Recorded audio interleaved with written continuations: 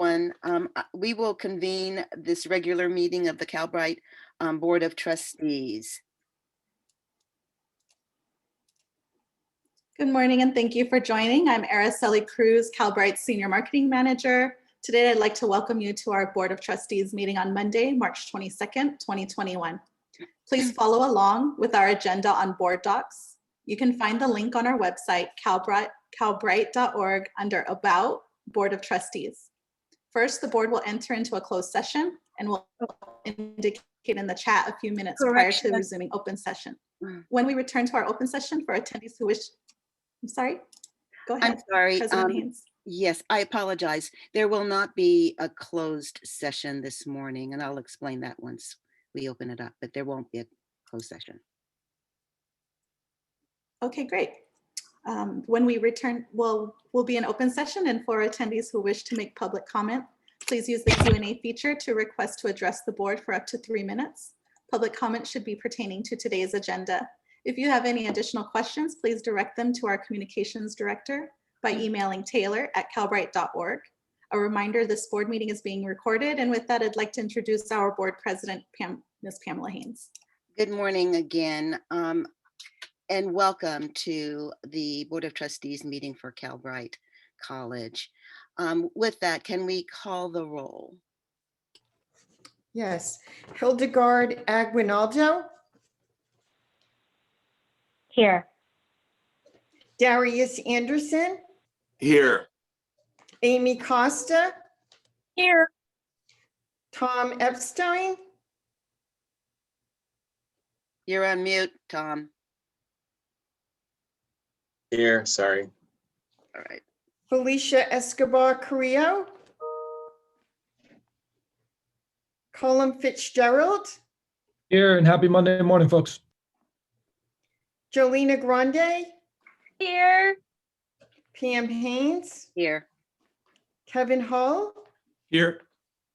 Lieutenant Governor Ilani Kounalakis.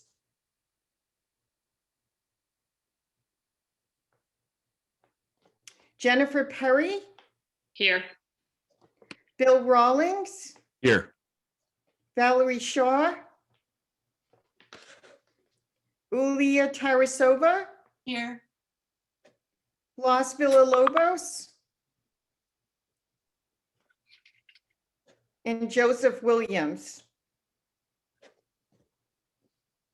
Okay, we do have quorum, President Haynes.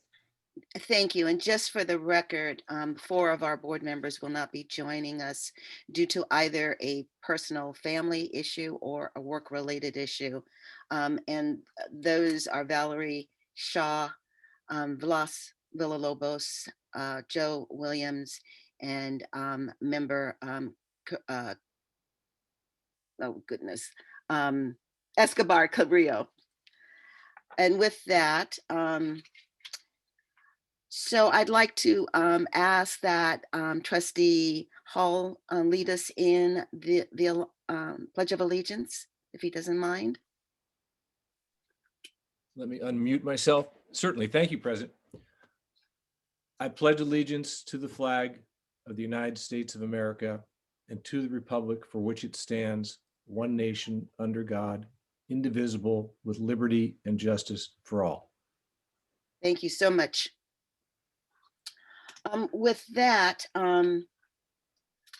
I'd like to start off with a very, very short President's report. It's more remarks. The first one is to recognize what continues to happen in this country. No matter sort of where we are, we hear of horrifying things that are happening to not only fellow Americans, but just those who have chosen the United States to be their home. And so in Atlanta, I want to just take a moment to recognize the murder, but more importantly, the lives lost.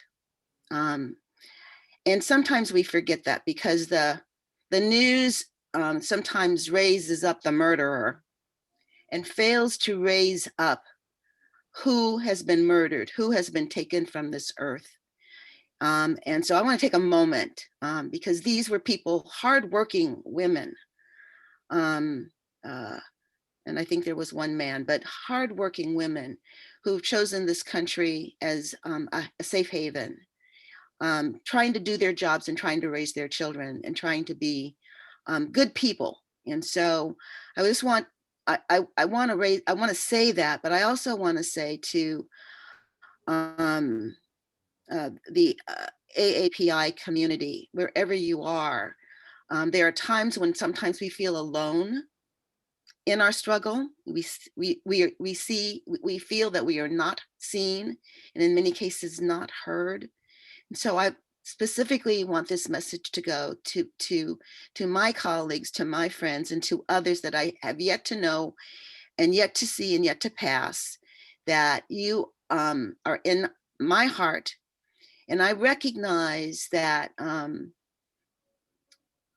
when it came to the killings across this country over the summer and in the that it was the young people, and it was a racially and ethnically and age diverse group of folks who came and walked the streets to say that can't happen. And so I want everyone to know that we're all in this together, and we need to support each other. And the other item I want to talk about is just a few moments. We are going to be discussing the strategic vision. And I believe that it is an important document.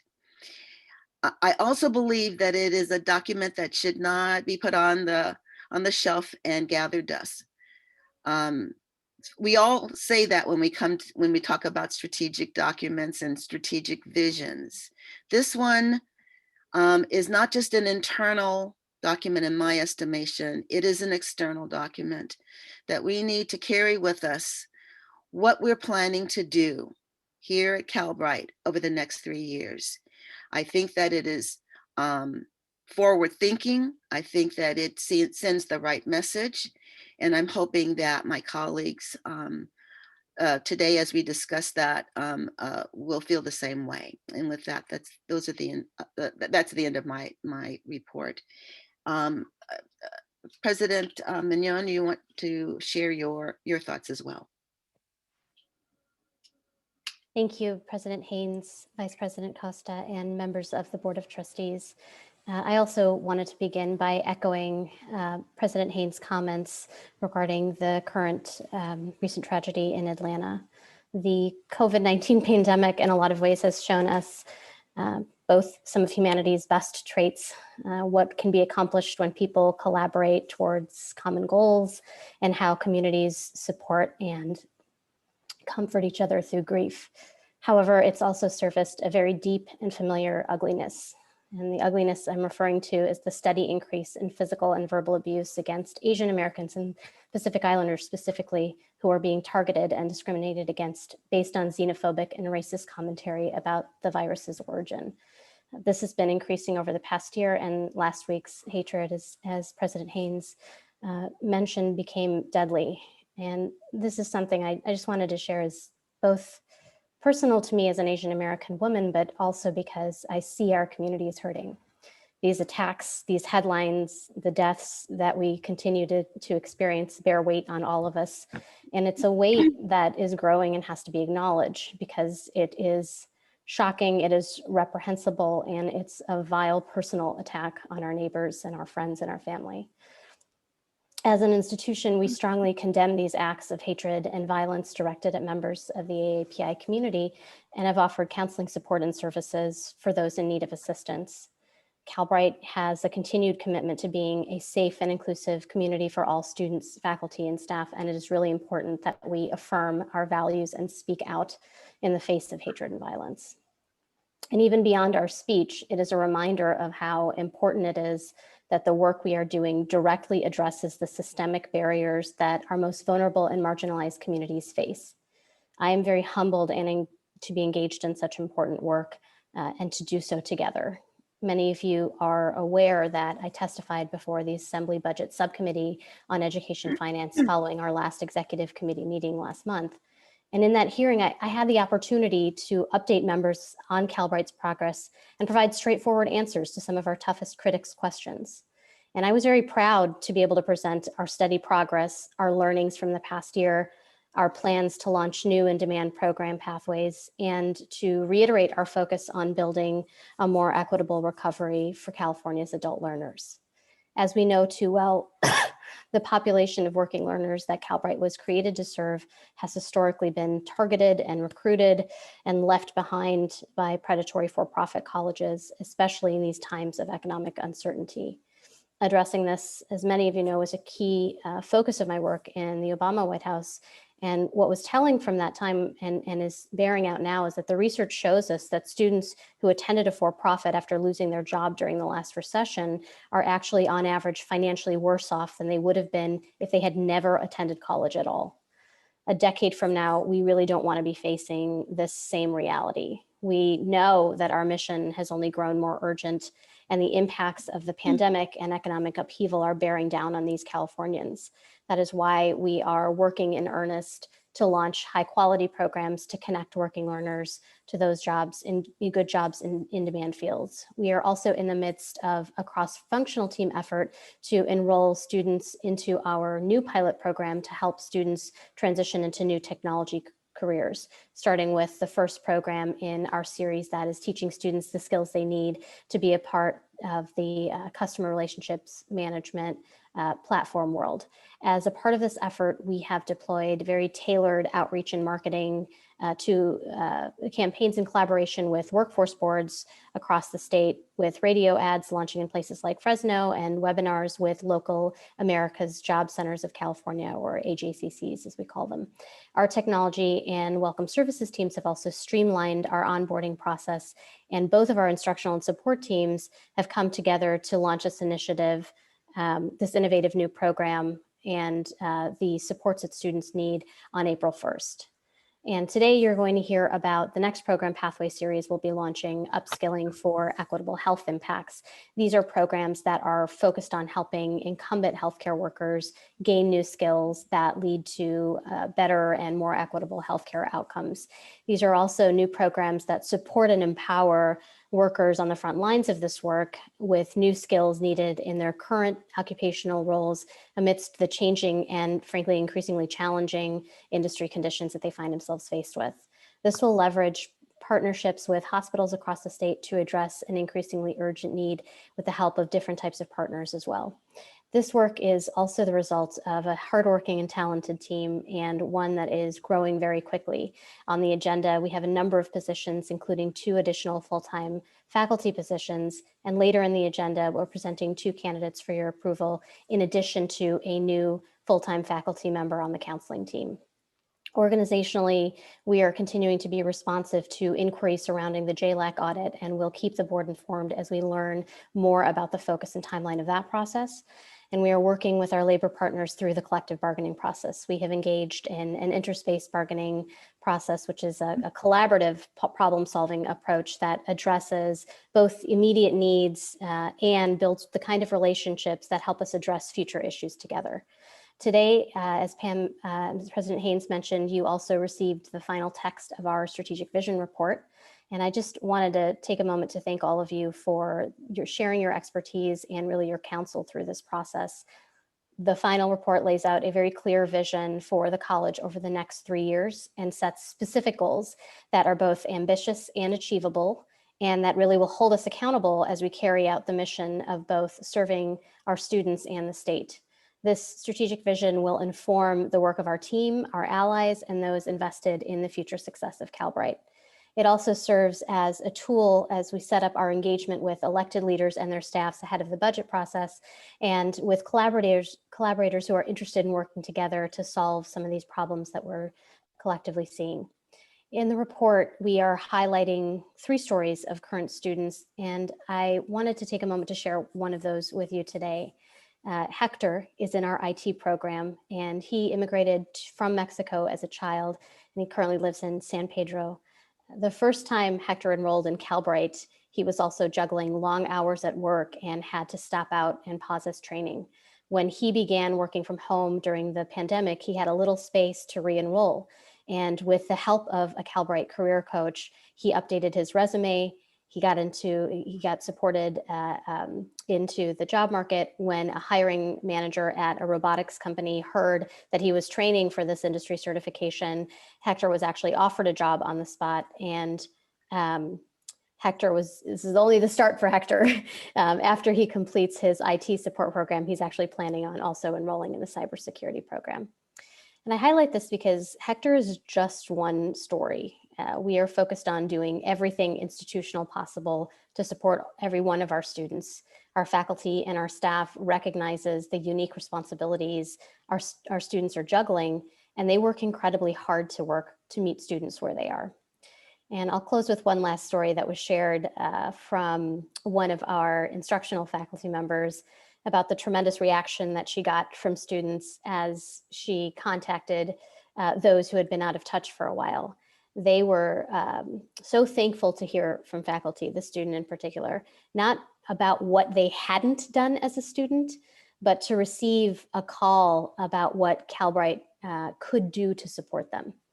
Calbright is already making a difference in these students' lives. And as we enter this recovery period, we stand poised to be the equitable option for working adults across the state, the public, the student-focused, the alternative to for-profit colleges, as we do our part to build a stronger and more inclusive California. Thank you so much. Thank you, President Mignon. We're going to go into our agenda. The first item is the 3.1, which are our minutes. Do any of the trustees have any comments or issues with the minutes? Seeing none, is there any public comment on 3.1? President Haynes, there's no public comment. Very good. Then we're going to go into our action items. The first one is 4.1, which is the chief of staff and the vice president. President Haynes, don't we need to vote on the consent agenda? Oh, I apologize. Sorry. Yes, we do. Thank you. Former President Epstein. So can we get a roll call vote, please? Should we I start move- with a motion? Well, I assumed that John was moving. Did I get a Yes, second? I was moving. Okay. And the second? Seconded. Is that Trustee Haynes? Sorry, Trustee Hall. It was a That call. was- Yes, that was me. All right, sorry. Thank you. I'll get it together, folks. I will, I promise. All right. Would you please call the roll? Hildegard Aguinaldo, Aye. Darius Anderson, Yes. Amy Costa, Aye. Tom Epstein, Aye. Colin Fitzgerald. Aye. Jolena Grande, Aye. Pam Haynes, Aye. Kevin Hull, Aye. Lieutenant Governor Eleni Kounalakis, Aye. Jennifer Perry, Aye. Bill Rawlings, Aye. and that's it. That's everyone. And can you give us the number? I think it was unanimous. Is that correct? Correct. Okay, thank you. So now we will now move to the action agenda. The first item is 4.1, which is the chief of staff and the vice president of student services. Can I have Mr. Grady present these items? Yes, Madam President. President Haynes, Vice President Costa, and Board of Trustees, I would like to present to you that Calbright College HR Department and administrators have undertaken a formal hiring process for recruiting and selection of candidates for the executive positions of Chief of Staff and the Vice President of Student Services and Success. We are seeking your approvals for the appointment of Carmen Drummond as the new Chief of Staff with an effective date of April 12th, 2021, and the appointment of Theodore Lay as the Vice President of Student Services and Success. A summary of the job descriptions and offer letters have been attached to the board agenda for your review. Thank you for your consideration and approvals.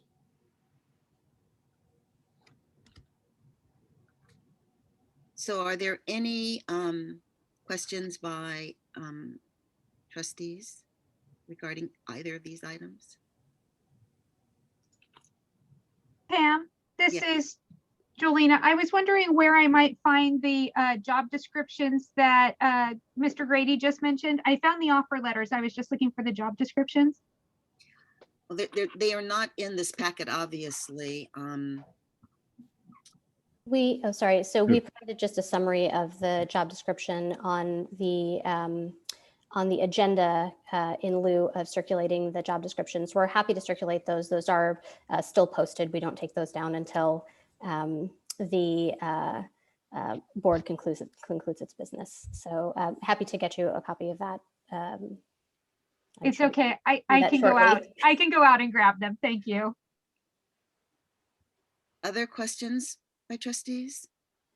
I just wanted to mention one thing. So just over the past few months, we've this is consistent with the organizational and the leadership structure previously discussed with the board. So we've moved kind of steadily at a clip to fill these critical roles on the management team while also advancing kind of critical hires in technology, success, and instruction. Those are the two hires, and then the remaining hire being the general counsel position, which is currently underway as a search. These hires also sit in the context of other additions that we're making to the college that are that the board just took action on in the consent agenda, including 2 additional faculty positions that are on the agenda today. Thank you. I have a question from Trustee Hall. Yeah, I think in response to Member Grande's question, I mean, 4.1 of the agenda has at least a summary of the job descriptions, right? Yes. Yes. Okay. Yeah. Other questions? Then in that case, can I get a motion and a second for this item? So move. Moved Second. by Anderson and a second? Second. Second by Hall. Would you please call the roll? Hildegard Aguinaldo, Aye. Darius Anderson, Yes. Amy Costa, Aye. Tom Epstein, Aye. Cullen Fitzgerald, Aye. Jolena Grande, Aye. Pam Haynes, Aye. Kevin Hull, Aye. Lieutenant Governor Elani Kounalakis, Aye. Jennifer Perry, Aye. and Bill Rawlings. Aye. Unanimously approved, President Haynes. Thank you. Our next item is 4.2, which is the strategic vision. Would you lead us in this or introduce this to us, President Mignon? Haynes, I see that Trustee Grande has her hand raised. I don't know. Oh, She needs to. that was on the initial, the 4.1. Am I correct, Julina? You Okay, are. I apologize for not lowering my hand. that's okay. All right. So I would like to introduce Lauren Asher, who is a familiar face to the board and who has been with us since the start of this process in September. I will have her start and then I will go ahead and jump in. Thank you, President Manon. And I just want to thank President Haynes, Vice President Costa, all the trustees. It's been really an honor working with you through this very collaborative process. And I think people often say that things are collaborative, but this one really has been in a deep way, both with the trustees and with the staff and faculty and other stakeholders. The input has included faculty, staff, and students, employer and workforce associations, labor organizations, philanthropic foundations, the Chancellor's Office, and both the executive and legislative branches of government. And the result is this report and vision, which, as President Haynes said, is really not just a report. It is a very dynamic tool internally and externally as designed. So it's my pleasure to share the resulting vision with you. I will do the setup and then Ajita will take you through the substance. Next slide, please. So this cover was really inspired by the intensity of Calbright's commitment to its mission, which we heard so much about, both internally and externally, and the momentum that's behind the strategic vision. Next slide, please. The structure will be familiar to you from prior discussions. It includes Calbright's operating context, the economic and demographic context, as well as its history through its timeline, and background on the process that led to the vision, and then the resulting principles and goals. Your comments have just been instrumental in getting to this point, and you'll see them reflected throughout the text. And now I'll hand off to President Menon. Okay, we'll need to advance one more slide. Oh, I'm so sorry. Thank you. The context in which we're operating in is central to our vision and goals for the next 3 years. So we all know why Calbright was created, and the needs were serious then for adults without degrees, for our system, for our state. And we know that the current conditions have only increased the urgency of this mission. We've watched how the pandemic has worsened inequities by race, extraordinarily by gender, and also by income. And our focus students and our systems are beginning to be stressed beyond anything that we've been seen before. These are very unprecedented conditions that require the kinds of innovative solutions that Calbright exists to create. We know also the history and the patterns that give us an indication of what's coming next unless we do things differently. And we're already starting to see those troubling trends. Next slide. The last two recessions have brought historic surges in for-profit enrollments, and for-profits are already dominating the online space even before the pandemic. They're poised to capitalize once again on the situation that folks are experiencing. After years of steady decline, for-profit enrollment has increased nationally by more than 5% from the fall of 2019 to the fall of 2020, which is the chart you see here today. And this is at the same time that community college enrollment has fallen nearly 10%. These national trends are mirrored in our state, and they're a particularly important context of why Calbright is needed more than ever, not as a silver bullet solution or a standalone college, but as a part of the larger community college system to help better serve students who would otherwise be targeted by these costly institutions. Next slide. Calbright students are adults without degrees who are seeking economic stability and mobility. And they have responsibilities, as we've talked about many times, that make online self-paced programs their only or most viable option. They are working adults, whether or not they work for pay. They may be unemployed or underemployed or displaced. They could be re-entering or have jobs that are low wage or a dead end or increasingly in declining sectors that are not likely to rebound. The overwhelming majority of our students are over the age of 25, and the majority of our enrolled students are people of color, including 33% who identify as Latinx and 23% who are Black. Our student stories and their voices inform every aspect of this work that we've done and this strategic vision. These 3 current Calbright students represent our focus on what the populations are experiencing today and what Calbright can mean to them. In the report, you'll also see more reflections on the research that we did into potential learner populations who can benefit the most from our programming. And this ranges from individuals who are in caregiving roles to individuals involved with the justice system and those who are working in vulnerable industries. This enables us to go a lot deeper to understand the dimensionality of our students and also their aspirations. We will continue to work to understand the barriers that they face, but also we'll do so in a way that honors the strengths and the skills that they bring when they enter our program. Next slide. This slide is important to me because it's important for all of us to have a shared understanding of how Calbright's timeline of where we started and of how far we've come. We were given a 7-year startup window in our statutory legislation to build and scale. And it's important to remember we're just 2 years into that.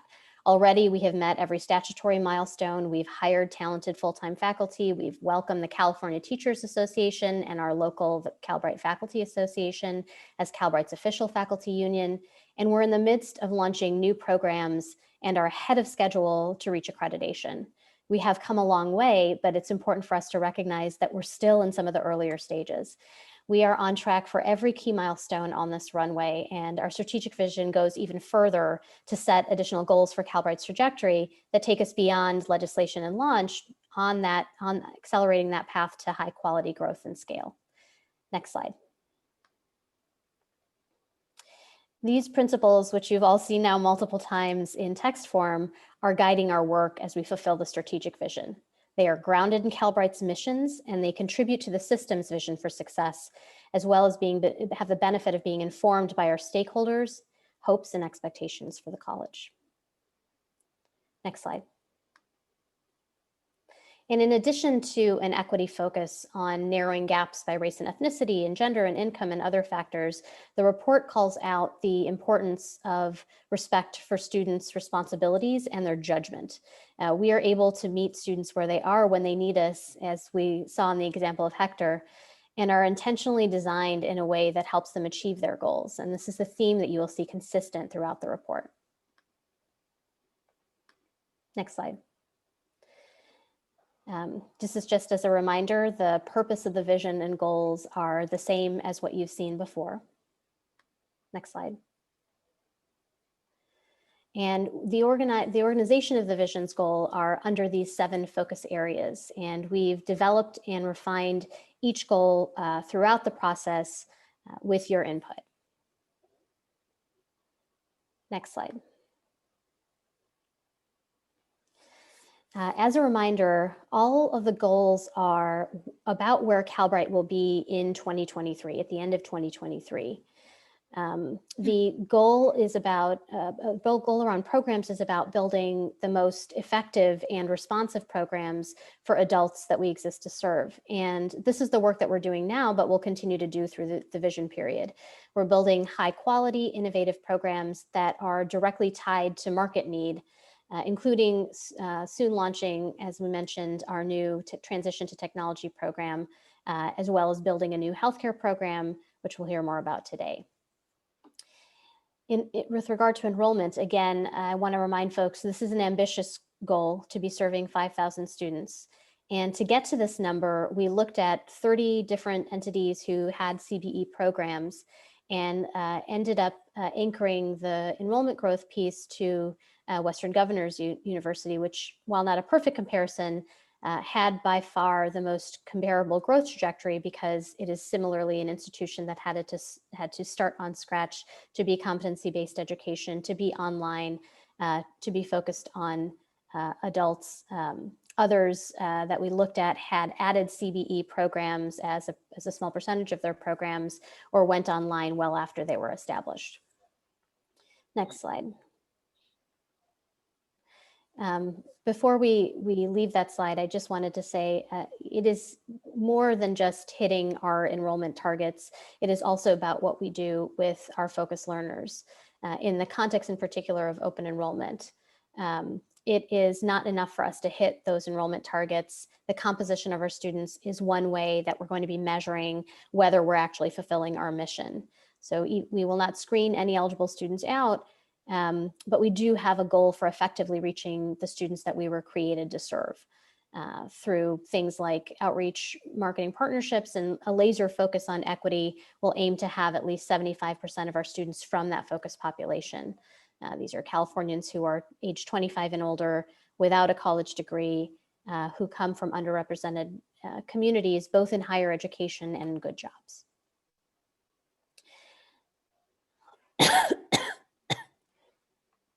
In addition to enrollments, we have set ambitious goals for completion, which is a priority that we discussed in detail at the last meeting. And we feel very good about where this goal landed. We are targeting 1,200 completers cumulatively by the end of 2023. And for context, this is nearly 4 times the national certificate completion rate, that's our benchmark, for individuals who completed not within 12 months, but within 36 months of starting a program, as we focus on kind of first-time independent students, the best proxy for benchmarking that's available to us. With regard to labor market outcomes, we are recognizing that we anticipate between 250 and 550 students having had attained a positive labor market outcome within 6 months of program completion. And this recognizes that there's a great deal of uncertainty about the pace of economic recovery, and that positive labor market outcomes are not just going not from a low quality job to a better job, but in some cases it's moving from unemployment into a job with career potential. Sometimes it is upskilling to keep a job you might otherwise lose, and going from an endangered industry or occupation into one with growth potential. The strong recovery goal of 550 parallels the pre-COVID success rates for California's adult employment programs, which hovers around 90% compared to 87%. The weak recovery goal of 250 is much higher than the current success rates for the same programs, what they're experiencing now, which is looking 40% compared to about 17.5%. Next slide.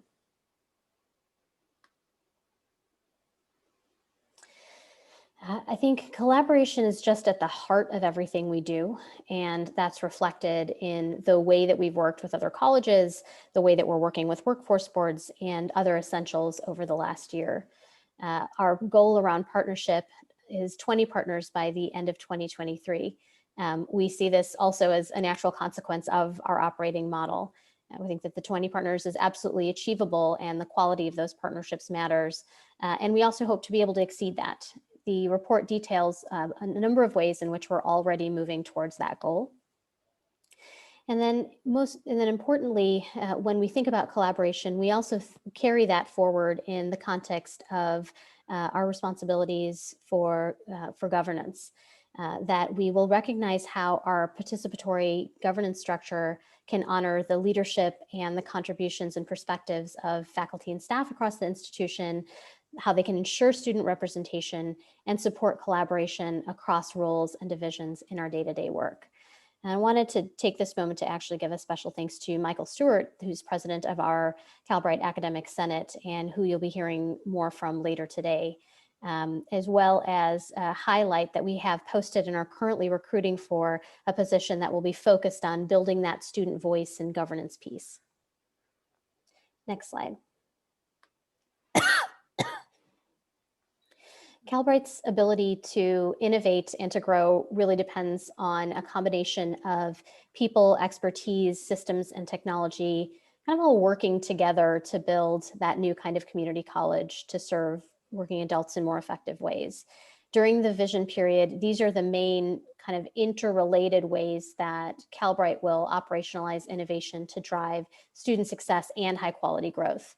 In the report, we also highlighted several examples of how we are operationalizing innovation in terms of designing new programs, how we are enhancing the student experiences, and how we are deepening our understanding and engagement with employers and industries in the larger workforce system.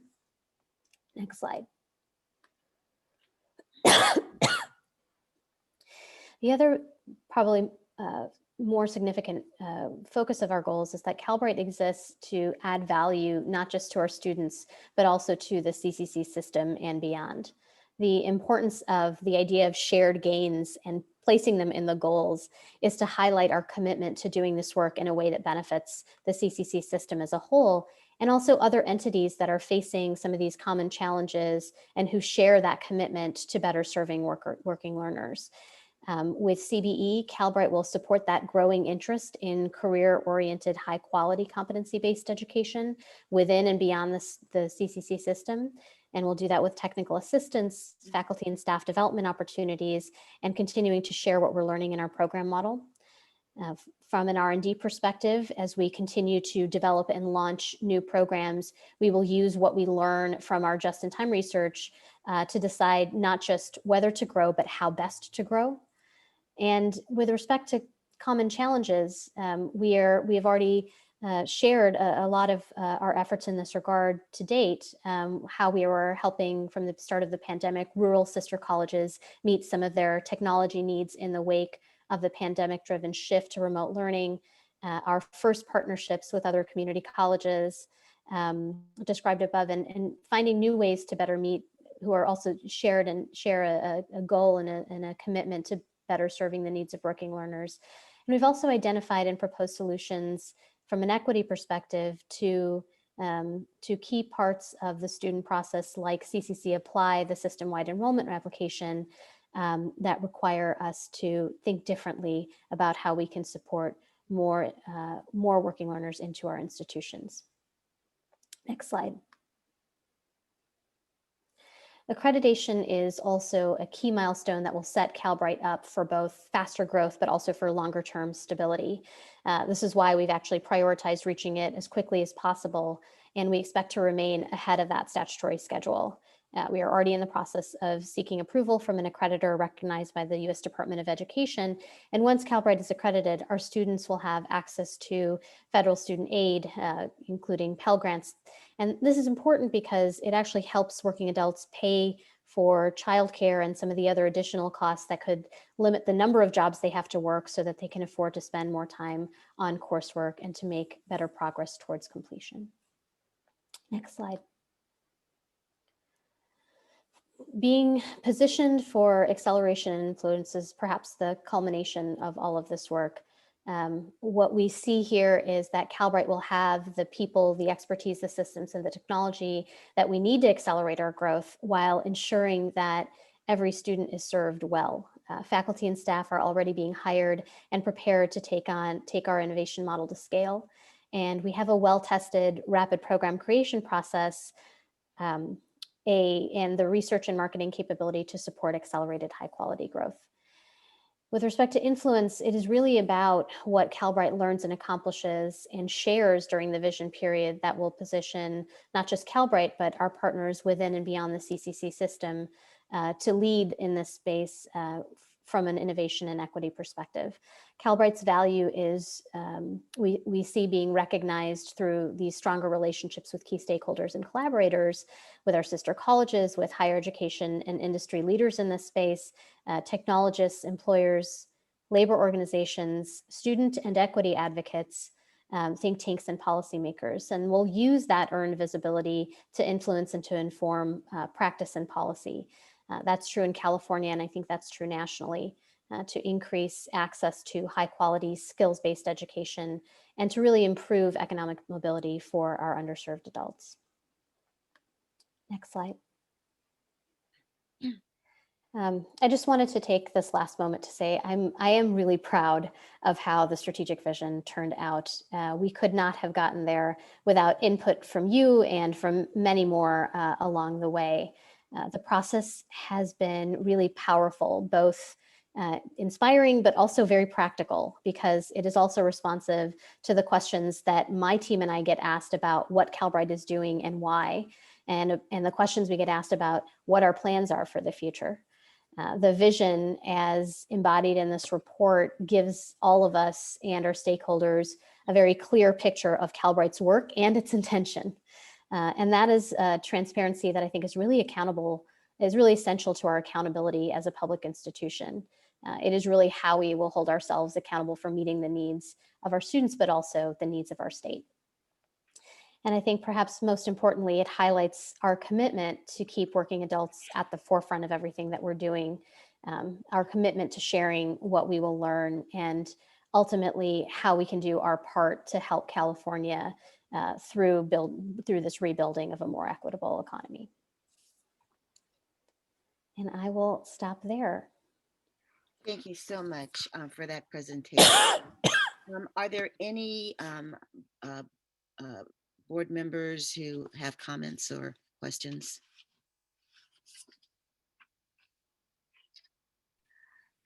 Lieutenant Governor Kounalakis. Thank you very much, Madam Chair. So I have two questions. One of them is relating to the 20 partners that have already been established that you talk about, and that partnership is at the core of the mission right now. Can you tell us who are those 20 partners? Just to have an idea. And then my second question, if I may, is going from enrollment of 500 to 5,000 in 2 years.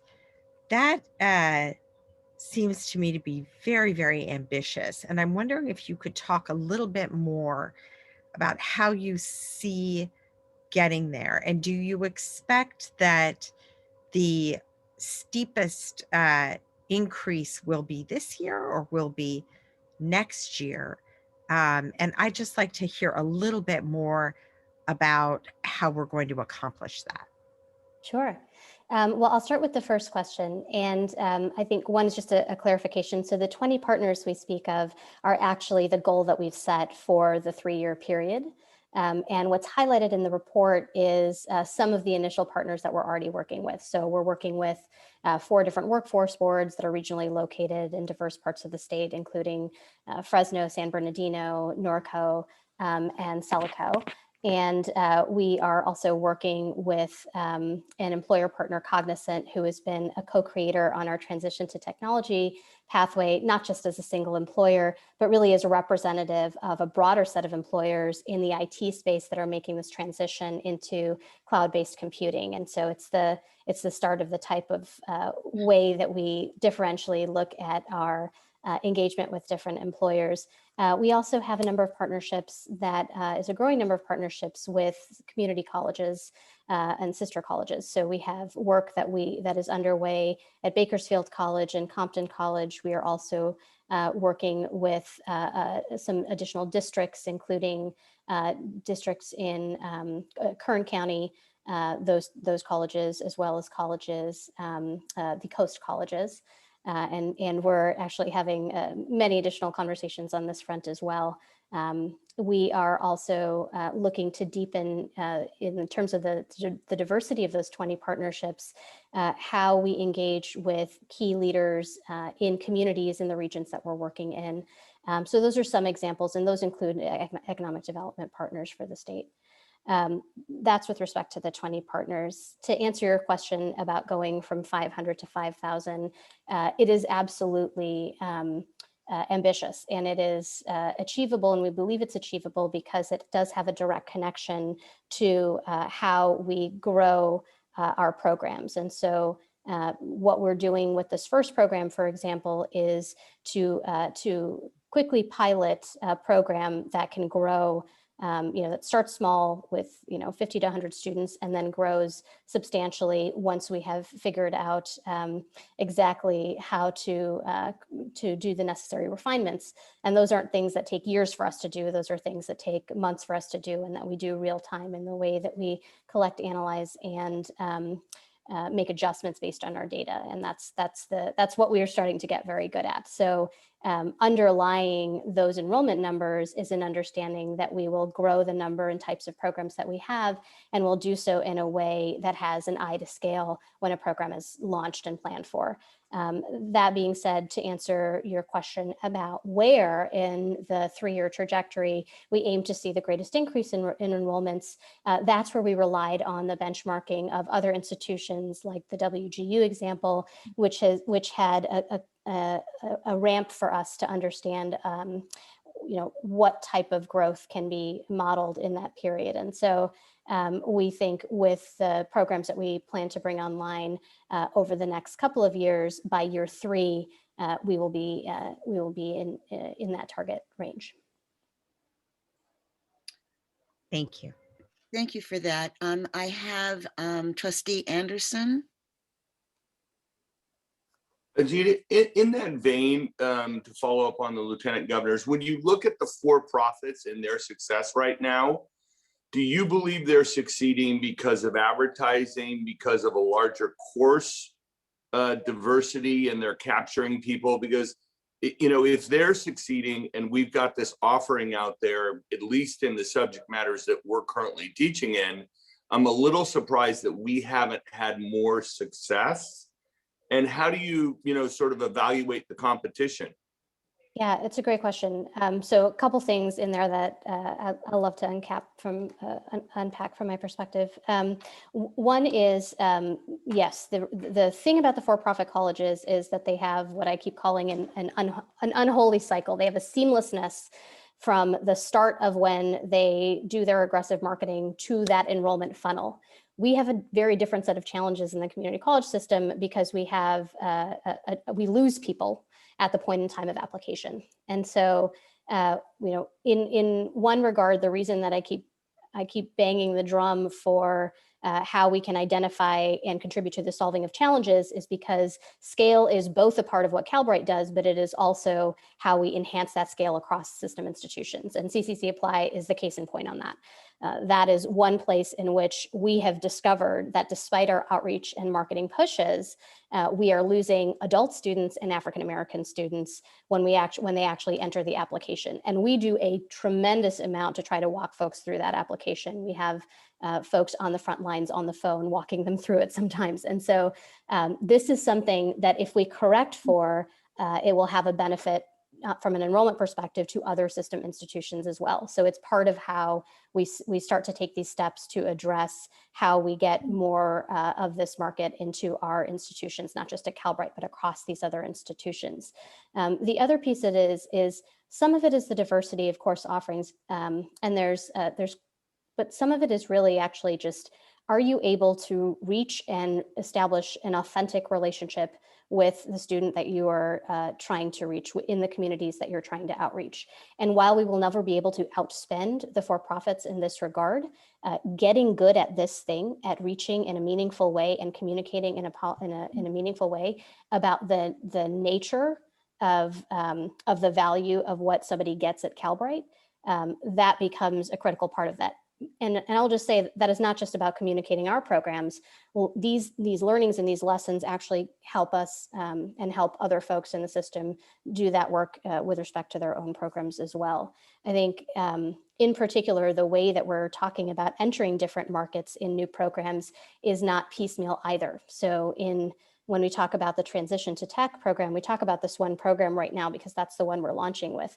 But this is a series of programs, and what we'll look at are what are the key roles that are available to individuals with what types of training based on where they already are in the economy. And so, the reason that we entered this space and chose to focus a set of pathways in the transition to technology space around this particular technology that is really providing opportunities across a series of different jobs in a series of different industries are because a lot of the folks that are hardest hit are those who are in customer service. They are in retail, they are in restaurant work, or they are in hospitality. And so the skills, the assets, some of what they already have can be translated into these new and emergent markets. And so I think the combination of things is how we think about it. So part of it is like specializing and focusing on building the right programs. Part of it is that authentic way in which we increase our efficacy with the way that we reach the communities that we're serving. The way the for-profits do it, and this is notoriously documented, is they go after the pain points. So when aggressive marketing is talked about, they really focus on very high pressure tactics that are designed sometimes even to scare individuals into an opportunity. And here we're talking about a fundamentally and more authentic approach that we think will be beneficial to us, but also our system counterparts. So the ad company that we have on board, are they countering what they're doing? Are we doing a positive and a negative campaign to educate them? We are just starting to message test on different value-based messaging is, I guess, the way I would say it, and it is much more affirmative. We are not operating in the loss space. That's I will just say an inappropriate and frankly unethical place for us for institutions of higher education to operate. So I have three hands up. Trustee Hall, Trustee Perry, and then Vice President Costa. Thank you, President Hayes. President Mignon, a basic question. When you say programs, you're referring to the courses being offered, right? So in different constructions, programs look different. They have different numbers of courses in them. So many of our programs are kind of 2-course pathways. In the case of the CRM pathway, systems administrator pathway that you approved, that was a 2-course pathway. One was contextual for transitioning individuals into understanding the conditions of the technologies that they would be learning about. And then the second course is focused on the actual technical skills to get the industry recognized certification. What we have learned is that they should not be done sequentially necessarily. They should actually be much more integrated in terms of the full experience. So the way that the requirements are set up, we certainly do courses. The way that a student experiences our coursework is in a much more integrated fashion, and that learning is scaffolded in a way that's set up to be thinking about how they will function in the workplace as they exit our programs. And is there a list somewhere of the courses that are being offered right now, and then a list of the 10 new programs that you want to develop? So we don't have the list of the 10 new programs yet because we are going to launch them sequentially over this 3-year period. We do have a list and can provide all of the program and the course offerings. And I can also just tell you them right now. We are focused on right now the 3 programs we are continuing that we launched with were the medical coding program, the IT support program, and the cyber security program. This new program is the systems administration program focused on customer relationship management technology. And then we'll see a series in this way as well. Some of the other ones that we're looking at in the CRM space include business analyst and junior developer. Okay, so we're still on the 3 that we started with then. That's what's being offered right now. 3, and on April 1st, we'll launch the 4th. Okay. And then in May, we'll launch the healthcare ones that are on the agenda today. And here's a real basic question. How many, and I think you probably said this, and I can look back and try and find it, but how many students are currently enrolled in, how many people have been through a course already? Yeah, so we've maintained kind of a steady enrollment of around 500 students, and that's been a very intentional thing on our part. When we flip the switch on that program growth, want to be sure that we are able to actually grow in a way that is sustainable and in a way that assures the level of quality of what we're doing. So what is exciting about this time that we're in now is you'll see that enrollment increase, very steadily increase over this coming year, as well as in sort of with a multiplier effect over in year 2 and year 3, based on the new programs that we'll be more rapidly bringing online. So we're finally set up as an organization to do that, both from a staffing perspective, but also from a leadership perspective. Thank you. Trustee Perry. I just want to take a little bit of a step back because I think these questions are excellent, but we think we all know it, but it merits a reminder that Ajita effectively, or President Mignon, sorry, effectively inherited a fairly dysfunctional operation. And where she's brought it to in a very short period of time, layered on with the pandemic, I think merits reminding us all it's pretty much nothing short of extraordinary when you look at the challenges she inherited and then faced following that. So I think the fact that she can still smile, let alone launch new programs, put together a strategic vision. It takes most organizations a couple of years from sort of getting their footing to start to put together a really strategic plan. So I just want to put that in there as we're discussing this. And again, asking really great questions, which this group always does. And I'm not sure she intended it this way, but I think the photo of the Golden Gate Bridge behind her is a good reminder of how long it takes to build the foundation for things so that they can support people and where they want to go. So there's your hackneyed metaphor for your beautiful backdrop, President. And thank you for the work that you're doing. Thank you. Thank you, Trustee Perry, for that reminder. I think it's critically important as we have these discussions. Vice President Costa. Thank you. President Mignon, you and I had a lot of conversations on kind of the other end of the spectrum and kind of completion. And during your presentation, you kind of briefly discussed, the difficulty of finding comparator institutions. But for the benefit of my colleagues, I think you should talk a little bit more about that. and kind of the unique space that Calbright is in, and how, I know you and the team spent a lot of time really kind of thinking about what were some of the appropriate completion goals. Yeah, absolutely. We have spreadsheet upon spreadsheet of data analyzing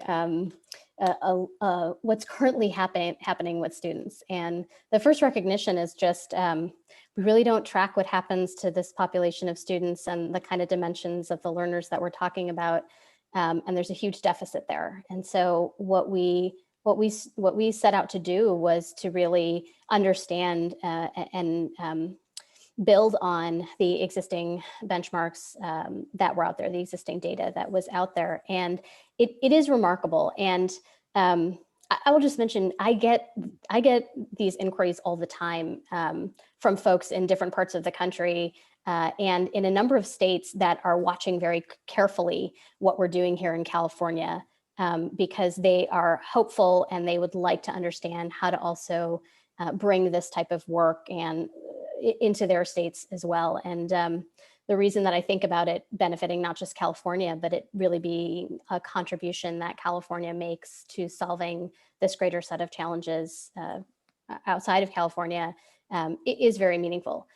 To do that, we do have to do two things. One is we have to give a reasonable starting point of our understanding of how to set a set of goals based on what's currently happening to students. And so the benchmarking that we did was looking at what completion rates typically are, especially for older students, and they are terrifyingly low.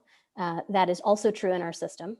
And that's not meant to be an indictment. It's just meant to be an honest reflection of the fact that these are institutions that in our system overall, not just our community colleges, which is higher ed in general, that are not built for these types of populations of learners, that are not built for the kind of time that we are in and the economic circumstances that we find ourselves in.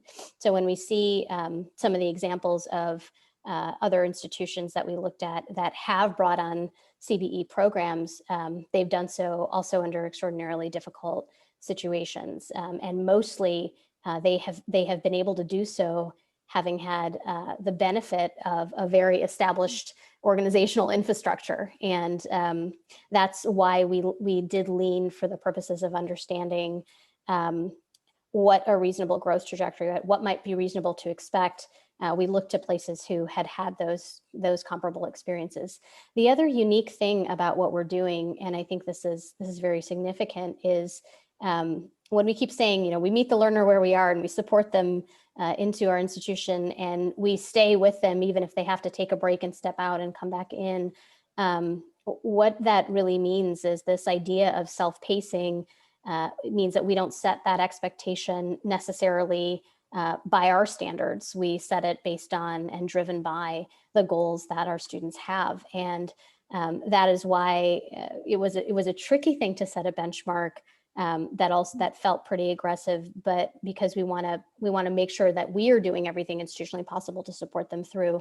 But we also just wanted to honor and have to account for the fact that the reason this option is important is because it allows people to balance it against other things that they're balancing in their lives. And that's not a moment of failure. That is just a moment of recognition. And there are very, very limited examples of programs that really operate in that self-paced way, but still continue to support people through it. So it's been extraordinary. And I think that the key takeaway I have from a lot of this work is not just the way that we've set the benchmarks, but the fact that over the next 3 years, we're going to be collecting more and more information about what's happening to our learners as more learners move through the college.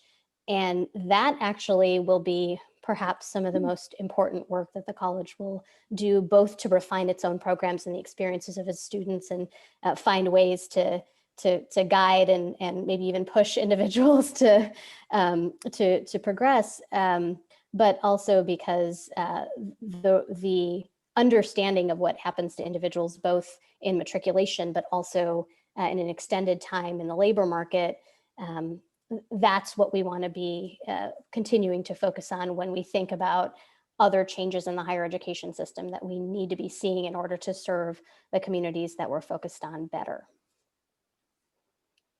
We have two other questioners, our two student trustees, Trustee Fitzgerald and then Trustee Tarasova. Thank you very much, Board President Haynes. And thank you, President Minon. I think it was a fantastic presentation. It's been amazing to see this college develop so incredibly at a breakneck pace, frankly, and over the past couple of years of my service, to watch all the conversations accumulate into this document. I think my favorite part about this strategic vision is the emphasis on participatory governance. One of the first things I heard when I joined the Board of Governors and subsequently became a member of the Board of Trustees of Calbright is that there wasn't enough of the community college perspective within the institution. And under your leadership, and especially in the past year, that has changed immensely. And so that is amazing. I wanted to highlight something, and I have a couple questions to you about. Specifically, there's a part of this strategic vision that says, quote, "Our structure will honor the leadership, contributions, and perspectives of faculty and staff across the institution, ensure student representation, and support collaboration across roles and divisions." Title V, Section 51023.7 reads, quote, "Students shall be provided an opportunity to participate in the formulation and development of college policies and procedures that have or will have a significant effect on students. This right includes the opportunity to participate in processes for jointly developing recommendations for the governing board regarding such policy and procedures." There is a disconnect at the statewide level for how we value and utilize the student perspective as a tool toward the betterment of our system, and how many of our colleges do the same. I could find no better example of this disconnect than the aforementioned quote that Calbright structure would, quote, "honor the leadership, contributions, and perspectives of faculty and staff across the institution," but only go so far as to, quote, "ensure student representation." In order to ensure this institution serves its students well, the student voice must not only be at the table, but the representation not only ensured, but Calbright must empower them with the resources and tools to participate in governance effectively. So I have two questions. Will Calbright support student leaders institutionally and empower them in the same ways it will support and empower the faculty and staff leadership? And will the student leaders of Calbright see to it that their 9+1 rights given to them in Title V, the rights of those students to participate in the development of district and collegial policies that significantly affect them, be honored in the same way that faculty 10+1 rights will be honored? I can say unequivocally, yes. I don't think there's any daylight between how we view it. We have full-time faculty, they're further along in that process. I've spoken on many occasions, and we are taking those steps now with respect to student governance. And I think my point is always and only governance and participation is important. Broader engagement additionally around that, and engaging student voice meaningfully in the real-time decisions that are made about their experience are also extraordinarily do it, and finding new ways and better ways to continue to do that is a commitment that I have, because it's the lifeblood of how how we create efficacy, how we actually support those student outcomes. So I don't think we have any daylight or distance between that personally, but it's a commitment that I can unequivocally tell you I share, and we're stepping towards, and will be a key focus point of the next few years. Thank you. Trustee Tarasova. Thank you. I'm really happy to hear, President Minon, that it is your personal goal to include students in every conversation that is happening in Calbright, because that way I think we can avoid most of the mistakes that were happening before. And actually, we thank you for the report. And I do think that we do have an ambitious goal in enrollment for the upcoming years. And you brought up various marketing techniques in higher ed, answering Trustee Anderson's question. And I was wondering whether Calbright is using social media in order to target future students. And if yes, how successful it is. Yes, so we are doing it in very targeted and careful ways because we are managing our enrollments, and we've kept a steady stream, but relatively manageable size of enrollments for the past several months while we were getting all this other stuff online. Social is a primary and meaningful way for us to connect, and we do that through Facebook and through other things like that. But there is a lot more to figure out in terms of the way we can proliferate that work. And that's not to say we don't have ideas for how to do that, but we want to do so in a way that directly ties to our understanding of what that triggers in terms of enrollment yield. So we'll be moving very systematically in the space of understanding how multiple different mediums are used to reach different communities most effectively, as well as testing what messaging and what things need to be communicated to folks in a way that conveys the value of what the opportunity is, and that also reaches them in the context that they are living and working in. And that's the kind of stuff, just like we did with CCC Apply, that we definitely plan on sharing with other folks in the system. Our Vice President of Strategic Initiatives, Tamika Connor, actually has presented or will be presenting to the system around some of the enrollment management activities in ways that also begin to highlight tactical ways that institutions can benefit from some of what we're learning. Trustee Epstein. Yeah, thank you. Thank you. First of all, I want to reiterate what Member Perry said. I think we've come a long way, and I think that President Menon has been heroic in helping to turn this around, along with all of her team. I also want to express appreciation for Lauren Asher's work on the strategic plan, which I think has really done a great job. The one question I just wanted to ask is, we allude in the strategic plan to how we're going to help other colleges, both in generating students that may want to end up at a college getting a regular degree, and also in helping them accommodate CBE and some of the other techniques we're using, including the enrollment. I'd like it if you could just explain in a little more detail and maybe give some examples of how, like 3 years from now, what would be your dream of our value add for all the rest of the colleges? Sure. My dream, that's out there. But I will say, I think in a practical sense, a lot of what I anticipate happening is we don't often talk about the granular level of sort of policies, business operations, program development understanding that it takes to do high quality competency-based education. There are standards around it. There is a differential pedagogy, and when you're working with adults, andragogy, meaning the art and science of teaching adults, is quite distinct. All of these things require both figuring out how to actually deliver that, in this case in an online format, but it is also in the existing structures that we're in, right, under the accreditation programs that are typically built for a conventional education program, be it online or bricks and mortar. The way in which our policies and our regulations in the state are set up, the guidance that we give institutions, the way that accounting happens with respect to apportionment and other things with respect to how programs get funded. All of these things have to be worked out. And they are, I think, best worked out when you have in-hand examples of the best version of what we're trying to accomplish. So how do you get to that high quality direct assessment? What role does everybody play in the part of the program design? What inputs are the right inputs? And then more broadly, what are the conditions that sort of need to be in place to see programs be adopted and expanded across the system?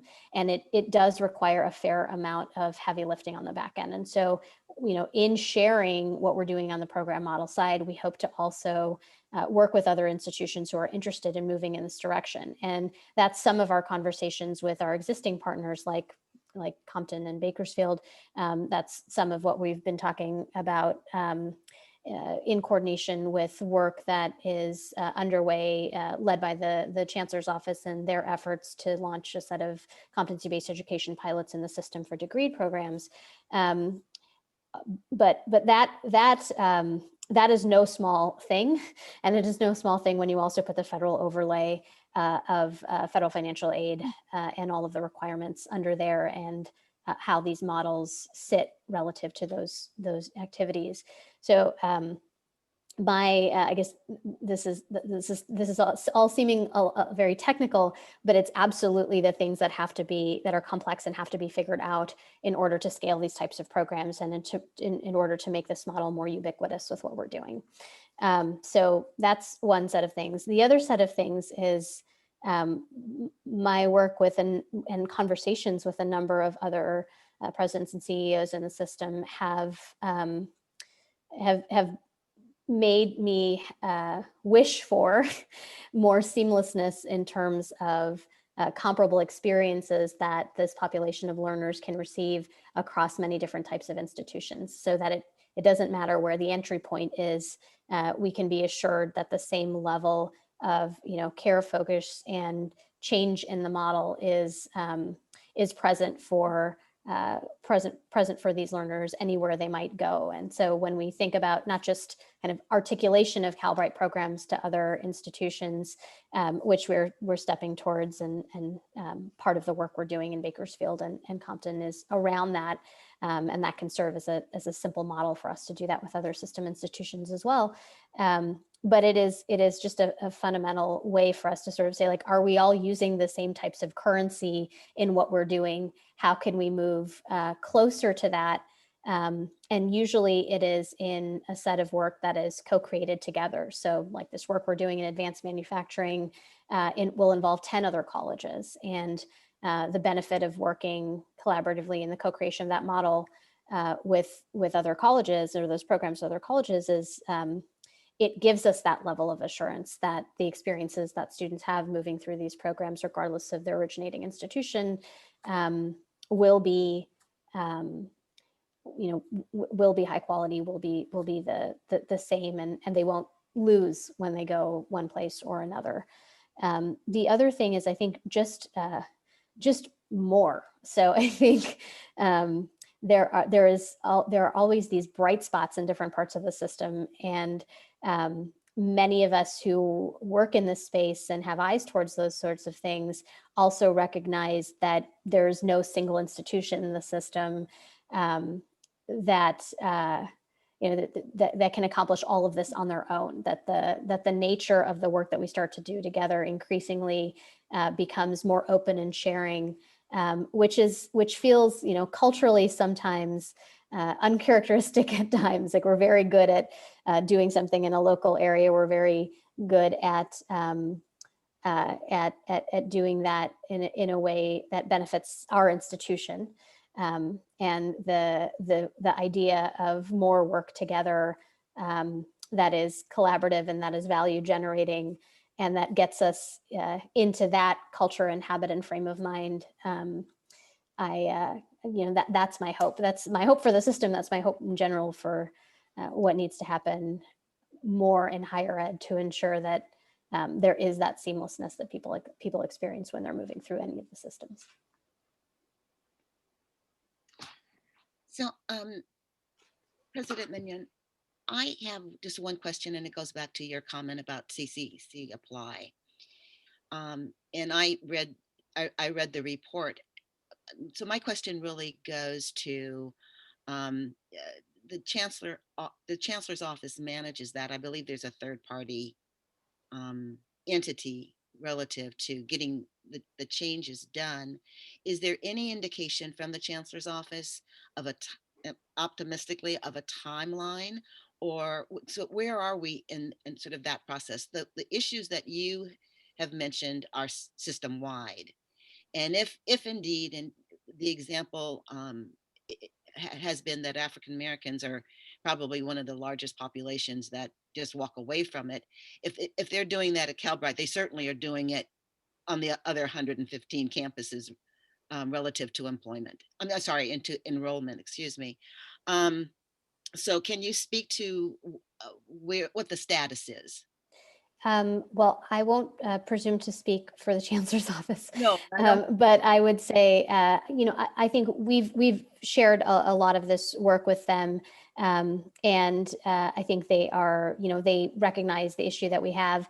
I think it's our job as higher education institutions in the system to sound the drum around the sense of urgency that folks are feeling. And so the way that we are spending our time and effort is in communicating with other campuses in the system about what we are seeing, to see if that is something that is comparably experienced by other sister institutions. Many of them don't collect data in the way that we do, so they won't necessarily be able to document or understand what that is, but the likelihood that this is happening is high. I think we have worked to speak with folks on the outside, on the research and advocacy side, to understand if there's broader analysis that they could be doing with system level data in order to better quantify the potential impact on equity. Those kinds of things. So those are where our efforts are focused. And I do think this is a time for us to increase the level of urgency around solving something there. Well, just to close this out, there is urgency. We are all down in terms of our enrollments. And if the gateway, which is CCC Apply, is not fixed, it really stymies, because all the outreach and all those kinds of strategies hinges upon someone being able to enroll, and that's the gateway, that's the door. So hopefully we can continue to work on this along with our other college campuses. So with that, I want to find out if there's any public comment on this item.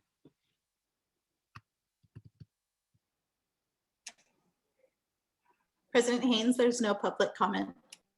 Thank you. So we're going to move to, we have a vote. So can I get a motion? Can I get a motion on this item? I'll move to approve. Second.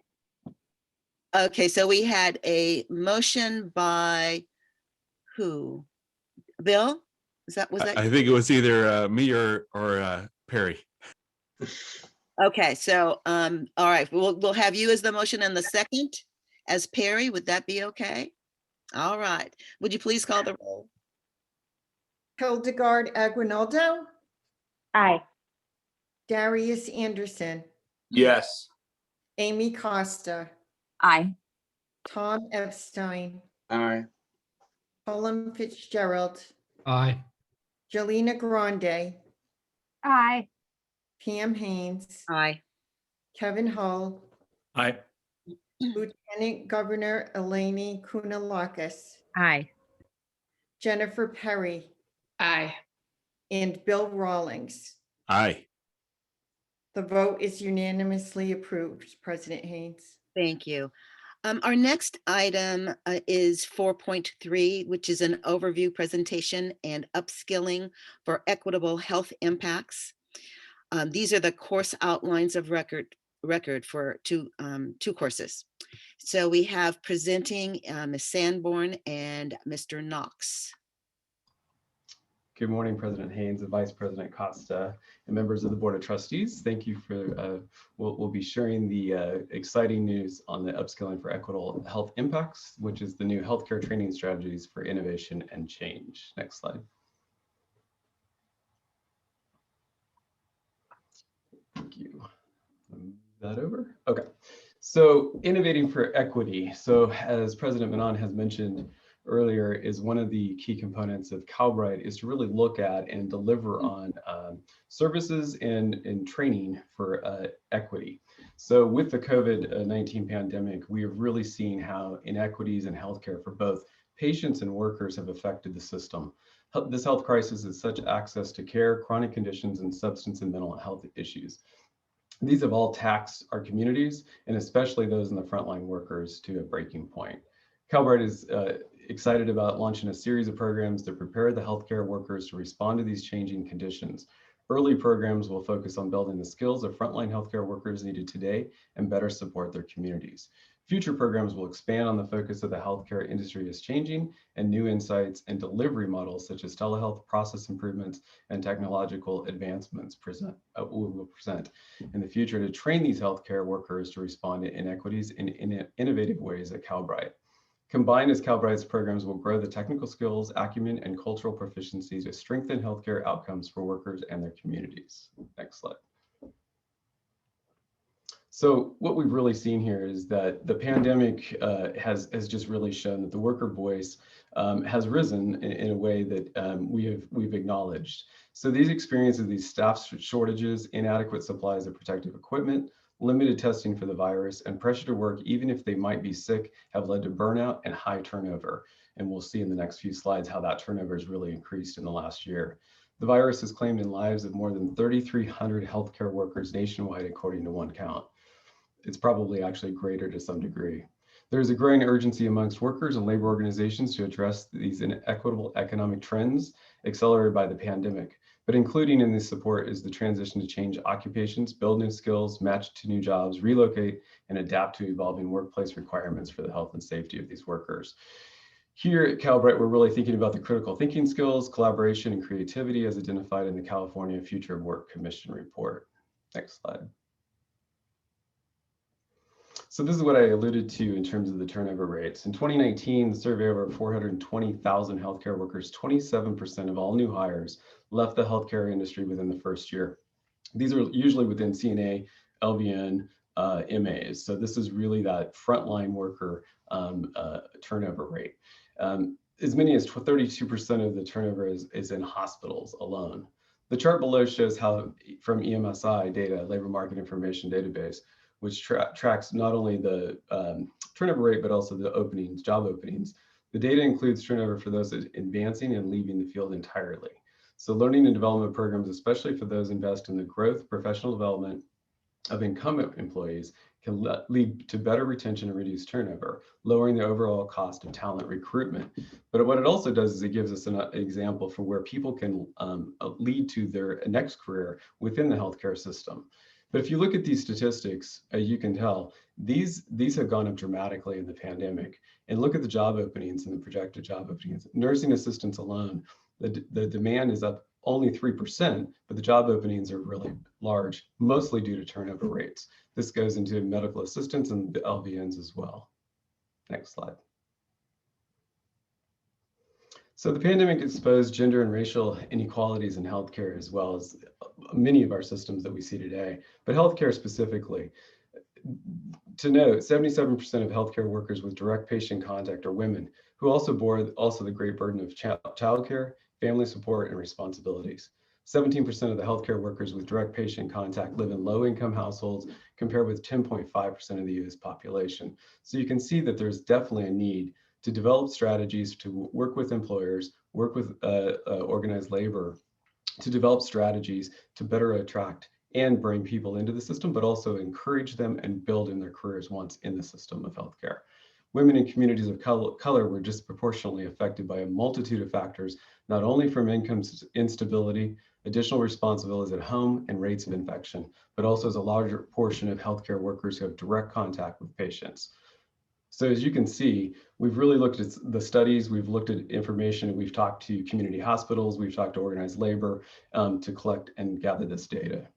Next slide. Digital transformation in healthcare. This has always been quite a change for the system with electronic health records that came in about 10, 15 years ago. Pam and I have worked in those systems for a long time around that. So as you can tell, these digital formats, the demand for staff who can shape a patient's experience in the new form always is in a growth mode. How might we evolve in a workforce education training strategy to respond to changes in healthcare practices and deliver on new models? This is a question we at Calvary are asking ourselves and working with employer groups and with organized labor to answer that. So this disruptive digital health technology accelerates the change in two fronts, shifting the care location to anywhere, anytime, and the care model to be preventative, personalized, and participatory. As we also saw with COVID, a lot of things went to telehealth. And so as you can tell, we're really thinking about what that telehealth component will look like for the future, but also we know that a person, a human touch, that interaction is important and valid, and most people want that. In order to be successful, providers will be required to rethink their perspective on health IT and adopt a more on-demand style of healthcare delivery that connects patients to their care providers and leverages patient data to make intelligent medical decisions. Next slide. And this one, I'm going to turn to Pam.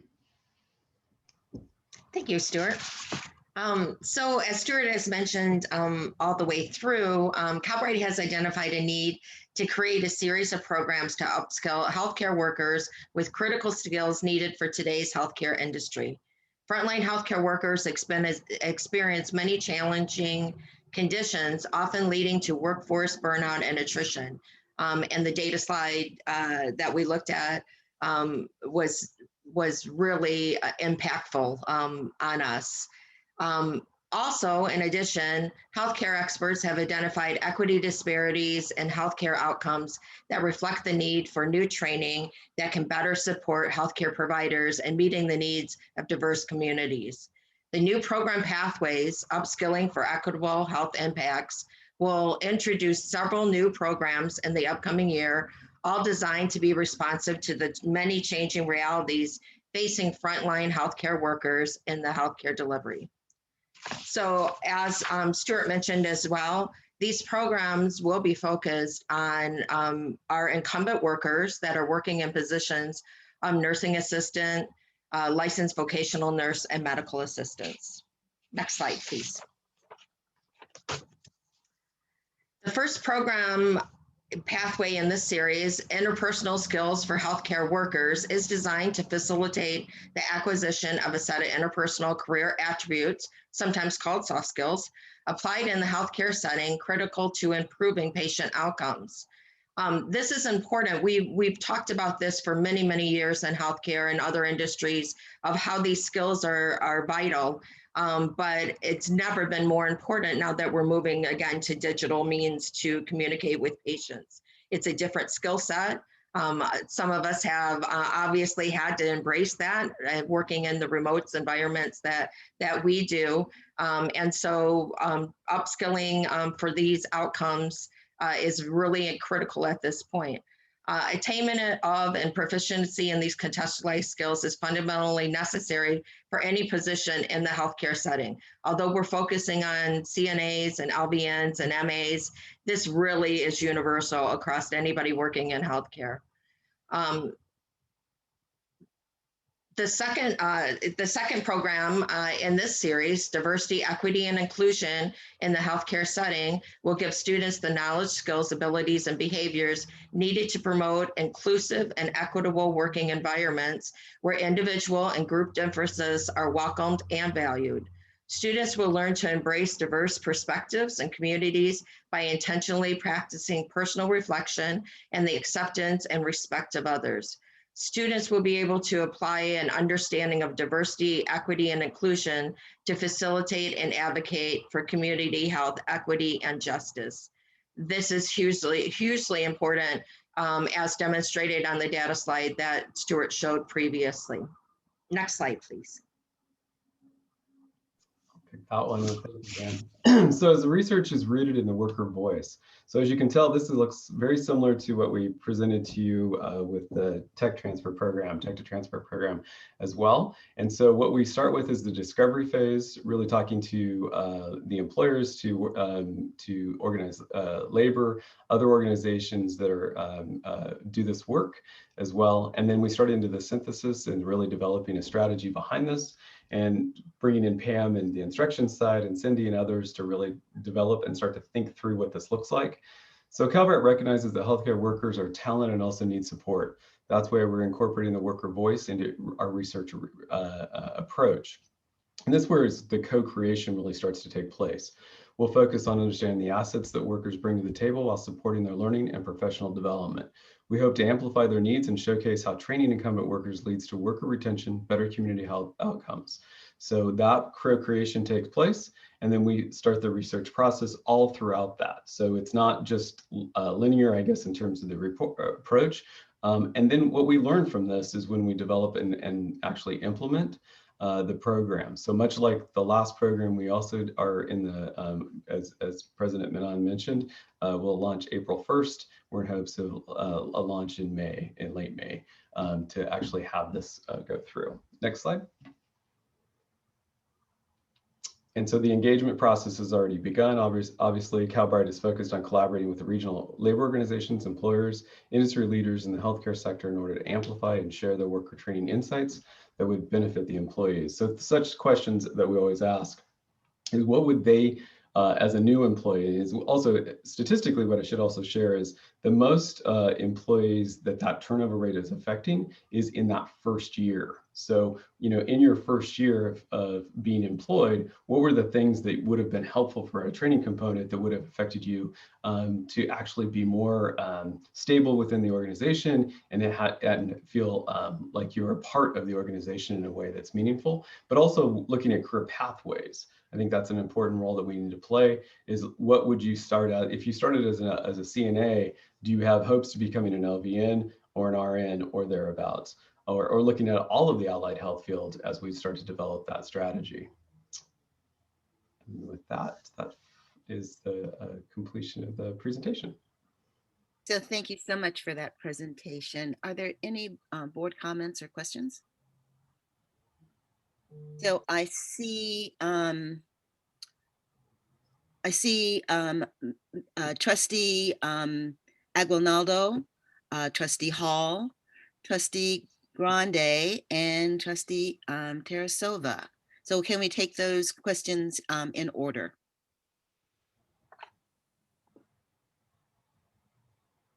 Sure.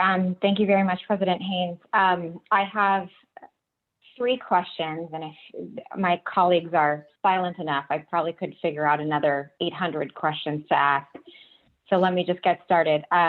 First, thank you very much for your work on this. This is incredibly important. And I'm seeing a lot of analogies between faculty and student relationships, as well as the medical professionals and the patients. So that's really the understanding where I'm coming from.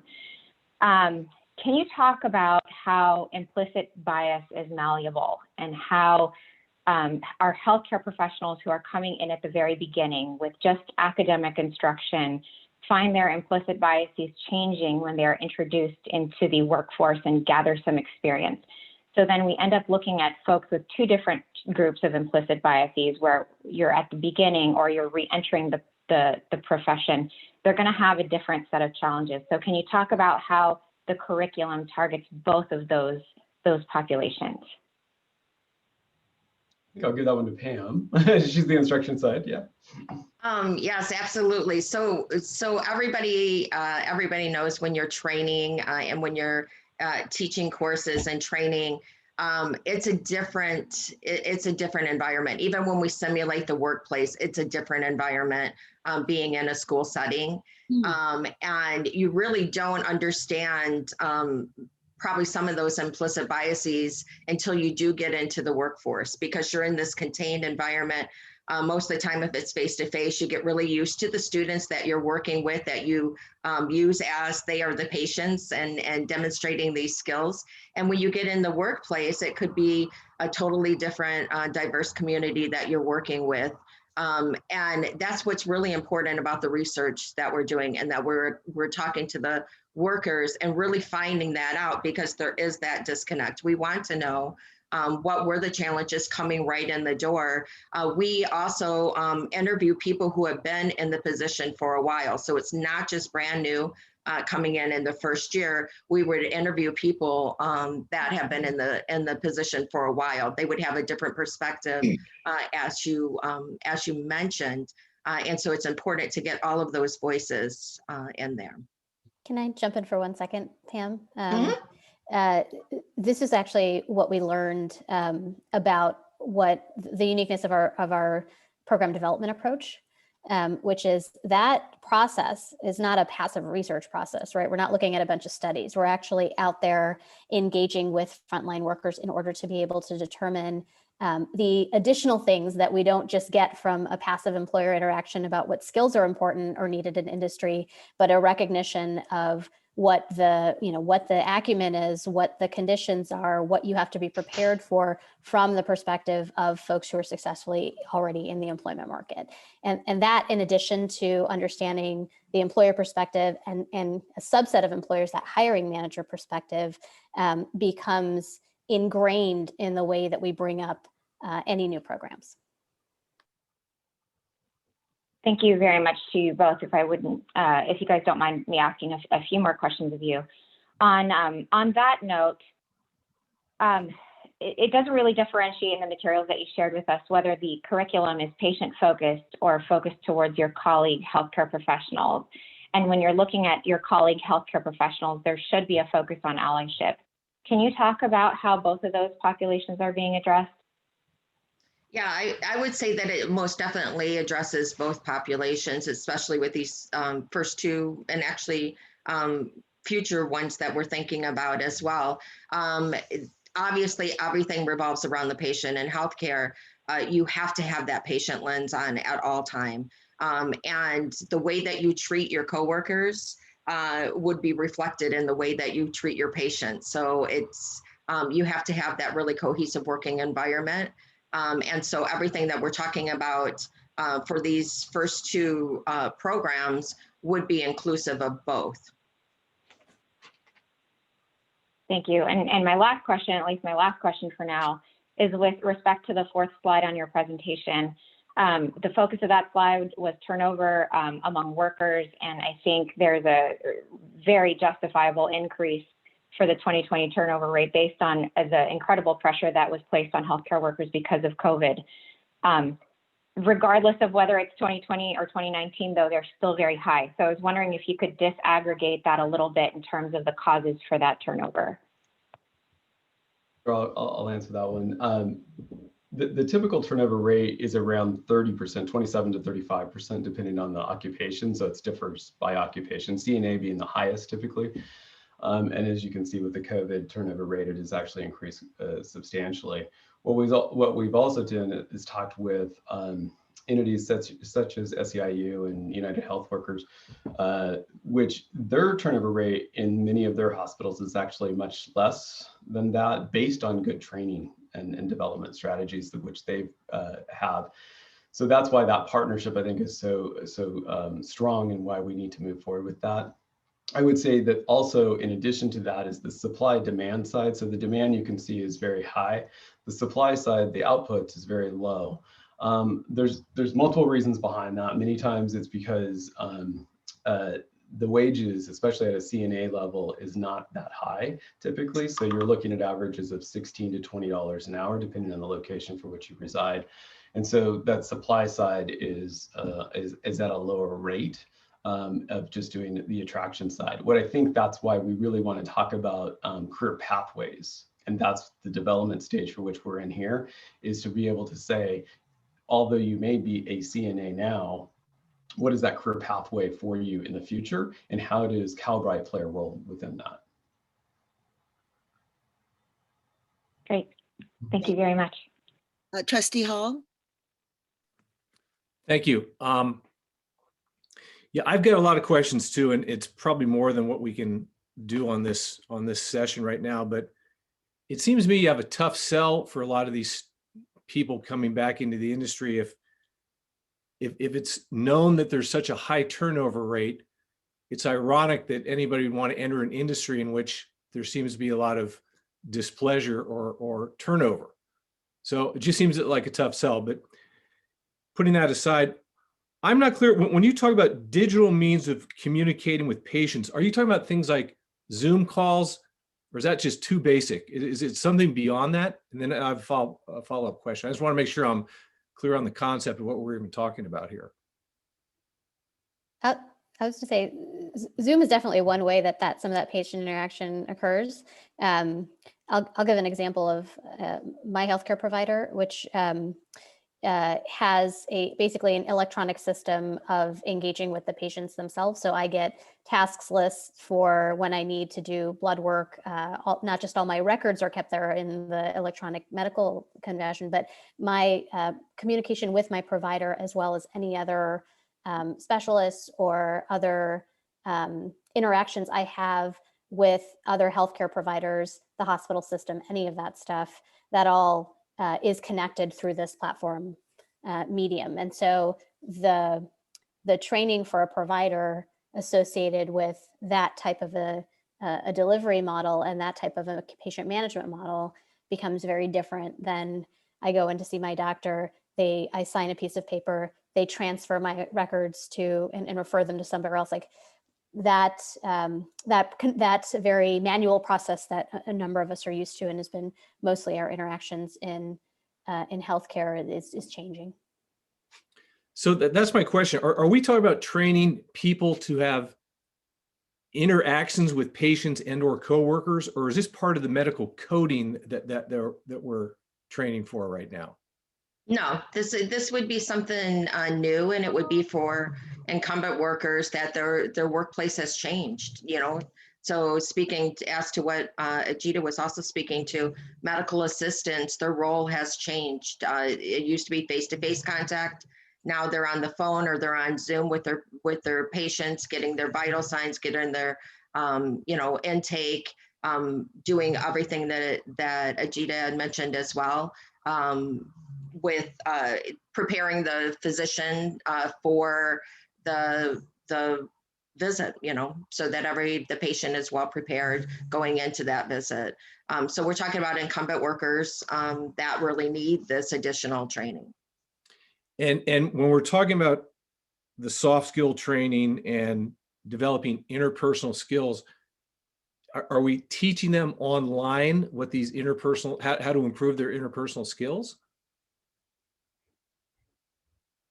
Yes, we are fully online. So we will be teaching online, but they will also, because they are working currently, they'll be able to practice these as they're learning them. They will be on the job. They may do their homework or do their course content in the evening or on the weekend, but when they go to work the very next day, they could practice everything that we talked about.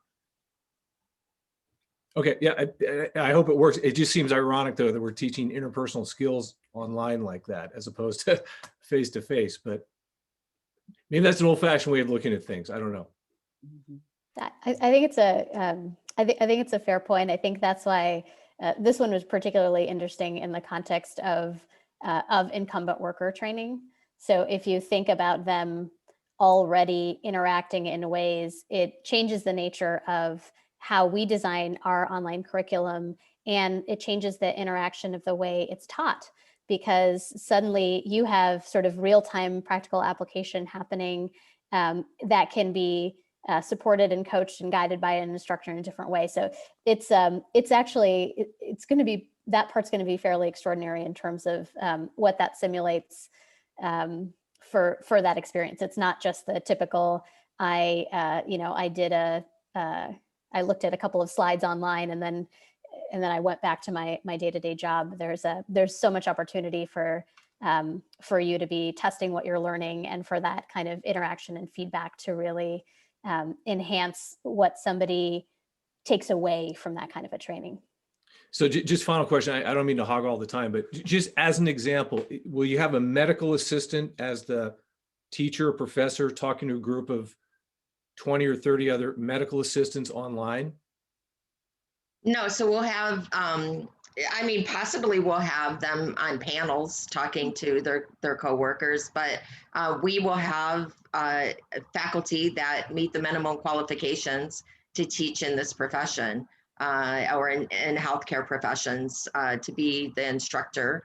And then we will utilize panels of incumbent workers, hiring managers, and have Ask Me Anything sessions and different Zoom meetings like that. Okay, thank you. Trustee Grande? Thank you very much for the presentation. I love curriculum, and the opportunity to see some of these program pathways get developed is incredibly exciting to me. So I hope you don't mind me just commenting on how appropriate I think it is for us to target incumbent workers with interpersonal skills and DEI efforts. The one question I do have, though, is they are incumbent workers. They are the certified nursing assistants, licensed vocational nurses, medical assistants who are going to be on these two pathways, either interpersonal skills or DEI in the healthcare setting. Have we thought how these particular paths are going to help bridge over to the credit side? And if so, what are some of the potential pathways that you've identified?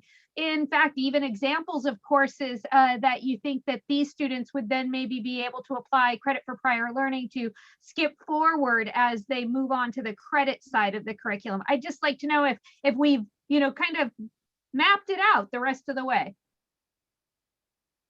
So we haven't specifically mapped it out to credit, but everything that we do on the non-credit side, we're thinking about that. We will have accreditation soon, and we will be able to transition our courses and programs to that. And for the incumbent workers right now, it may or may not be important to them to get credit. It's more important to have the skills that they attain and the upward mobility that they may gain by having those skills, into maybe a position of leadership, being a medical assistant lead, being a practice manager.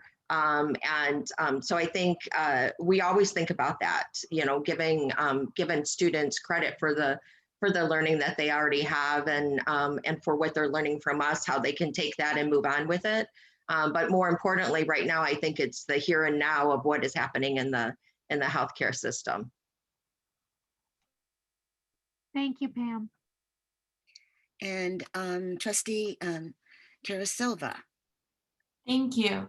Thank you for this wonderful presentation. As a student, I know how crucial it is to have in-demand skill sets for the first job that you're getting, rather than following the established curriculum that has been there for years, while the needs of the industry are constantly changing. So I just wanted to take a moment and appreciate that Calbright is taking a step forward, asking the future employers the in-demand skill sets and training. Hence, I think it adds an immense value to the programs that we are offering at Calbright. And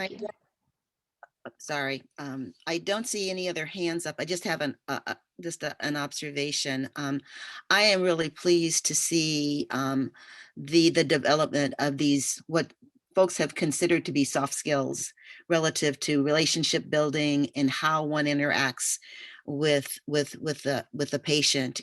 So that's wonderful. And the conversation about these applied skills, I recall, and I'm sure many of us do, of when we were in trainings, we would ask for, the presenter would ask for someone to get up and role play. And there were very few hands that went up in terms of volunteering. This way, this may well be a better way of doing this kind of work, where we have incumbent workers who will test it sort of anonymously in their workplace and be able to come back and share that experience in a way that maybe we didn't do it as well in the more traditional way. So kudos to everyone who's been working on this. Is there any public comment on this particular item? President Haynes, there's no public comment. All right, thank you. Then can I get a motion and a second? So moved. All right, Grande moved. A second? Second. Aguinaldo second. So can we have a roll call, please? Hildegard Aguinaldo. Aye. Darius Anderson. Yes. Amy Costa. Aye. Tom Epstein. Aye. Cullum Fitzgerald. Aye. Jelena Grande. Aye. Pam Haynes. Aye. Kevin Hull, Aye.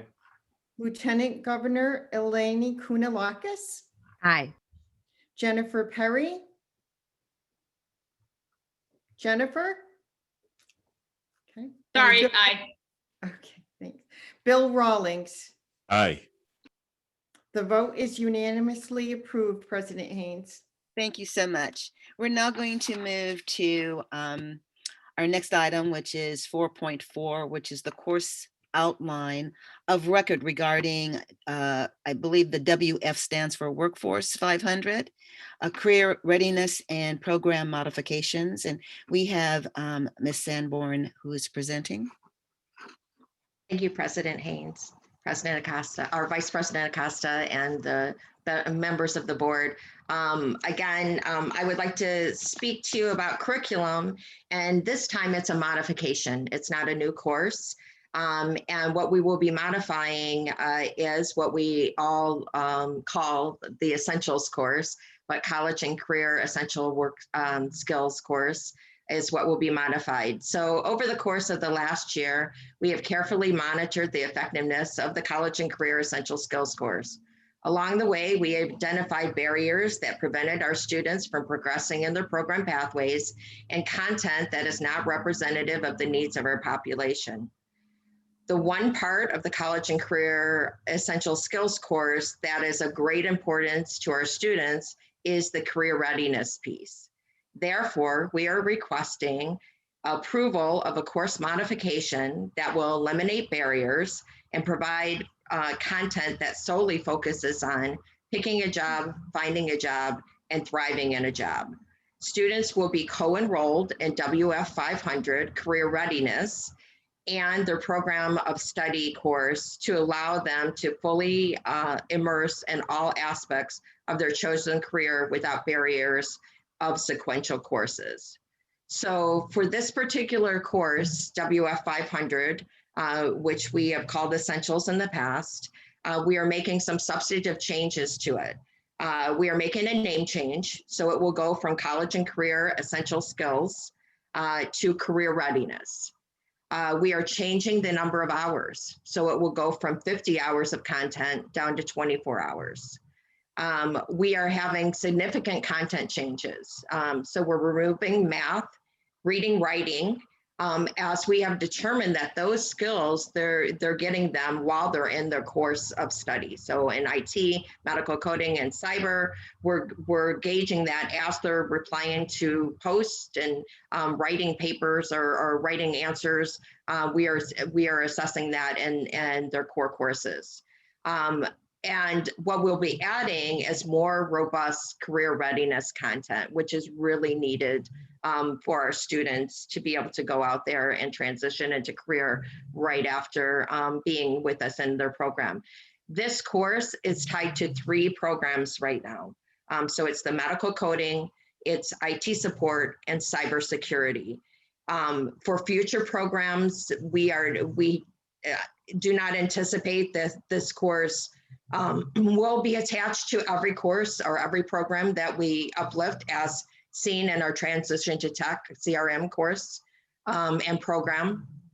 Our healthcare ones that we're just presenting are going to be modeled a little bit differently. So for now, because this course is tied to our 3 existing pathways, we need to modify those as well, because they will have to reflect that students will be getting the new content, not the old content. And with that, I would open it up to any questions that anyone has. Thank you. Ask the Board of Trustees if you have questions. I see one hand up. Trustee Grande. Thank you very much. Just 2 questions, and one will definitely lead to the other. So I noticed that we're changing the name of the course. We're deleting more than 50% of the content of the course, and yet we're retaining the same course number. At what point do we decide that a course is so significantly changed that it's a new course? And secondly, what do we do to help identify the students who completed the previous course from the students who are completing the new course if they're going to have the same course numbering? So with those are great questions, by the way. And for any course modification, this happens. So when you modify a course and it has new content or reduced hours or more hours in any college, the students that have gone through it previously, they have gone through different content. And it's the same with this. We talked about a little bit, should this be a different course or a new course? And because it was tied to 3 of our existing program pathways, we determined that it would be stay as the existing course with just a modification. For our system, we're able to tell based on a competency number what version. It will also have a different name to the course. And so on the CSEPs, the Comprehensive Student Education Plan, and any of their records, it would show this new course name as well. Same number, different name, but we would be able to identify very quickly which students went through the previous version or this version. Thank you again. Trustee Anderson, I see your hand up. Pam, quick question. So obviously because we've talked about it several times today, the barriers of entry and why from the application to course load like this, that's creating an obstacle for more people to onboard.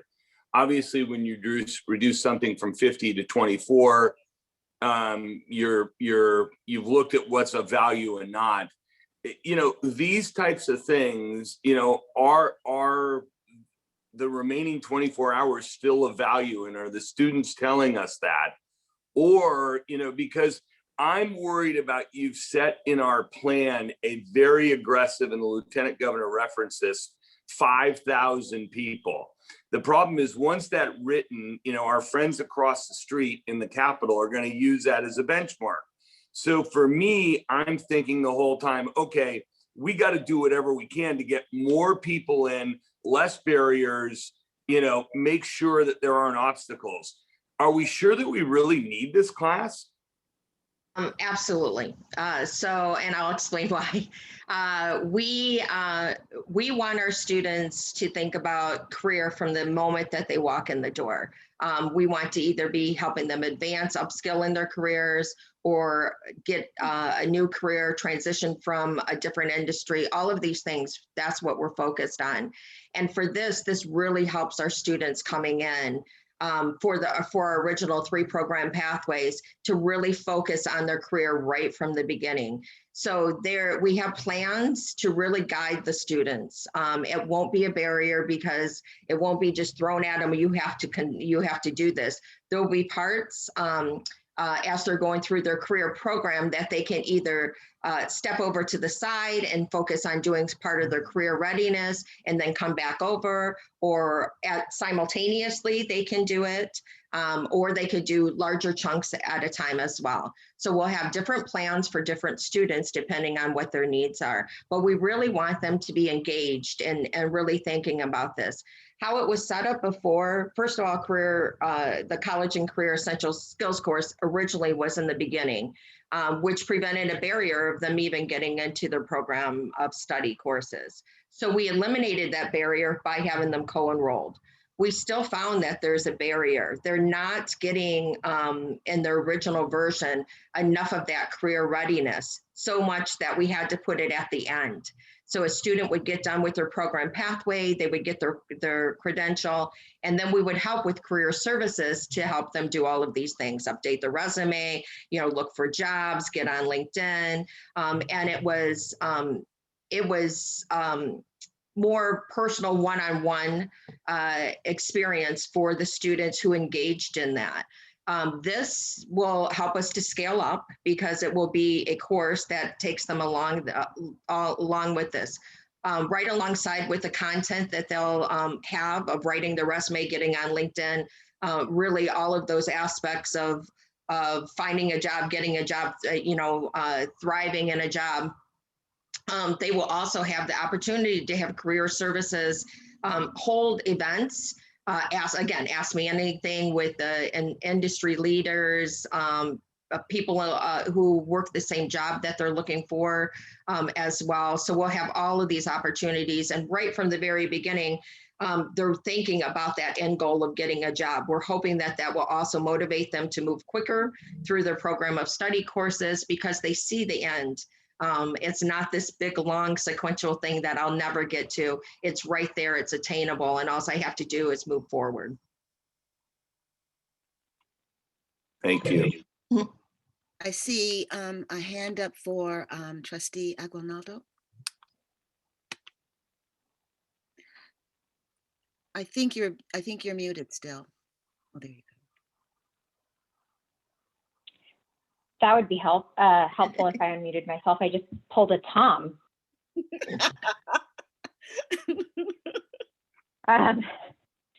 Could you guys talk about the groups that are taking the course and beta testing before we launch it? And what is the process to audit and make sure that the curriculum is relatable to our student population? Yes, so this will be for new students that are coming into those 3 program pathways.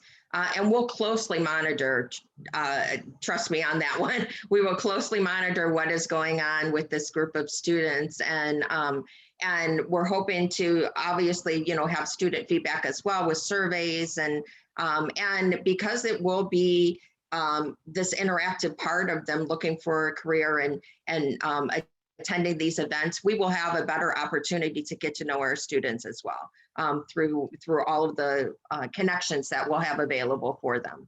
There will be, if there are students that cannot attend events or, because of their working schedules, they're just unable to do the live events. We'll have some that are taped, or recorded. That tape, that's old school, isn't it?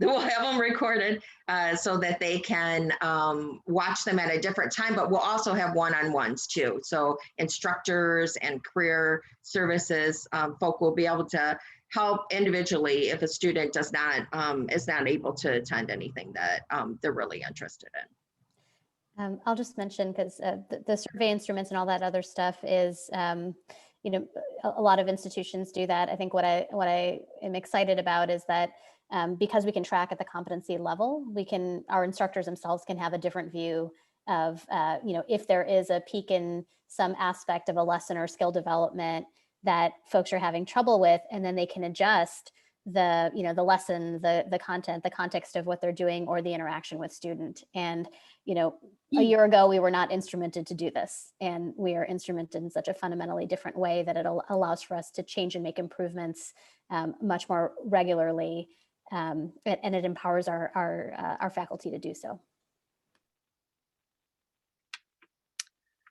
Great, thank you. Are there any other questions from our trustees? I don't see any hands up. If not, then any public comments? President Haynes, I'm not seeing any public comment. Okay, I appreciate that. So can I get a motion for approval? So moved. So, seconded. Okay, so we have a motion from Grande and a second from Anderson. Can you please call the roll? Hildegard Aguinaldo, Aye. Darius Anderson, Yes. Amy Costa, Aye. Tom Epstein, Aye. Cullum Fitzgerald, Aye. Jolena Grande, Aye. Pam Haynes, Aye. Kevin Hull, Aye. Lieutenant Governor Eleni Kounalakis, Aye. Jennifer Perry, Aye. and Bill Rawlings. Yes. The vote is unanimously approved, President Haynes. Thank you so much.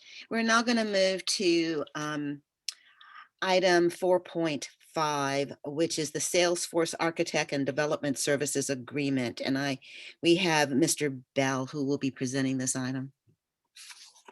Yes, ma'am. Thank you, Madam President, Vice President, and members. This is a Salesforce Architect and Development Services RFP.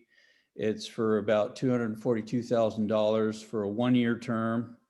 It's the approval and agreement of said RFP for services. This is something that went through the RFP process here. And it is designed to ensure that our students are served through a tracking process, a student tracking process. The Salesforce platform is the platform that's going to be utilized for these services. It allows us to build a technology platform that can adapt with our students' evolving needs. It is something that has been through our considerable RFP process, and we are recommending and approve.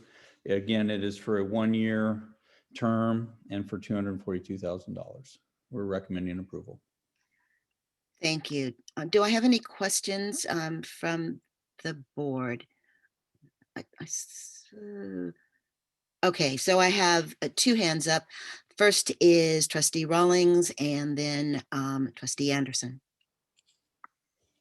Just for those that aren't familiar with it, can you kind of talk us through the relationship on how we'll be using this versus Cloud for Good in the implementation process?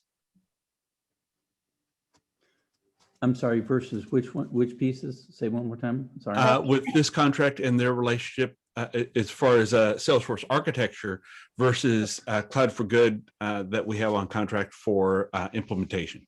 And Ari can take that one. Sure, I'd be happy to. Yes, so our Cloud for Good contract is ending. So we're just doing the last bit of work with them in this coming week in preparation for the new program launch. So we a number of months ago started this RFP for the coming year. Right. But in terms of the type of services, the focus here is going to be a bit different, more focus on architecture and really just making sure that we're using these technologies, in the most effective way possible as we're continuing to grow and expand, and then also just supporting the pace at which we can do our development work. And as a quick follow-up, so I assume that part of this architecture work is as we look at going from 500 to 5,000 students, that we're really focusing on scalability of this. Yes, absolutely. And another piece is, our technology infrastructure is more complex than it was, a year ago. So as our student information system is coming online, and our Salesforce is one of the big pieces that needs to connect to the other pieces, and just finding the most effective ways to do that, I think will be part of what we're hoping to get from this engagement also. Thank you so much for that clarification. Trustee Anderson. Jeff, could you tell me how many people actually bid on this? There was, I'm sorry. Yeah, there were 7 firms that submitted proposals. 6 of them were appropriate. And what I mean by that is they submitted their answers. One of them did not include their 10-answer response questionnaire. So it was non-responsive, in other words. And who is the decision-making body? Did we have a scoring system, and who made the final decision? I'd be happy to speak to that. So the RFP evaluation committee was myself and our director of IT, Carl Siva. We did 1 round of scoring on the proposals that were submitted, and then we did a 2nd round of interviews for the top scoring candidates. Okay, thank you. You bet. Are there any other questions from the board? Then can we find out if there's any public comment?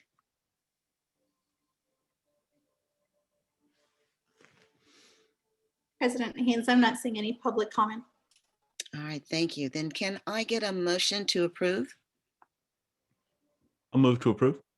And can I get a second? I'll second. So we have a motion from Rawlings to approve and a second from Aguinaldo. Can you please call the roll? Hildegard Aguinaldo, Aye. Darius Anderson, Yes. Amy Costa, Aye. Tom Epstein, Aye. Colin Fitzgerald, Aye. Jelena Grande, Aye. Pam Haynes, Aye. Kevin Hall, Aye. Lieutenant Governor Eleni Kounalakis, Aye. Jennifer Perry, Aye. and Bill Rawlings. Aye. The vote is unanimously approved, President Haynes. Thank you so much. So we're going to move along. Our next item is 4.6, which is the Barry Dunn contract amendment. And Mr. Bell, you are presenting on this item as well. Yes, ma'am. Thank you. Also presenting on this item. This is a review for the Anthology Student Information System. This is something I'm sure many of you are familiar with. It is a continuation of the contract, which would basically take us with Anthology to the end of the year, just to summarize for you. So what we would essentially do is we would take the Anthology contract from where we were through February and take it to the end of the year through this year. We've had significant progress with our student information systems with Anthology. This takes us to the end of the year with the program. It would be for $160,000, and it would take us basically from March 1st to December 1st. I know that many of you have been here for the Anthology program, and I don't pretend to know as much as you do about it, but it is the student information system program that we are developing here to ensure that we can successfully work with our students, and we are asking for your support on this item. Thank you for that presentation. Do we have any comments or questions from our trustees?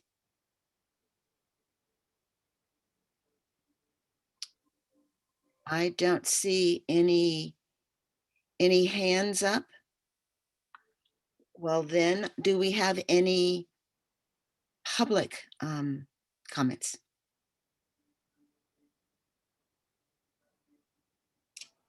President Haynes, there's no public comment. Thank you. So can I get a motion on this item and a second? So moved. Anderson moves and a second. Second. Second. Fitzgerald seconds. Can I get the roll call, please? Hildegard Aguinaldo, Aye. Darius Anderson, Yes. Amy Costa, Aye. Tom Epstein, Aye. Colin Fitzgerald, Aye. Jelena Grande, Aye. Pam Haynes, Aye. Kevin Hull, Aye. Lieutenant Governor Eleni Kounalakis, Jennifer Perry, Aye. and Bill Rawlings. Aye. The vote is unanimously approved, President Haynes. Thank you so much. Our next item is item 4.7, which is the California Community Colleges Board of Trustees.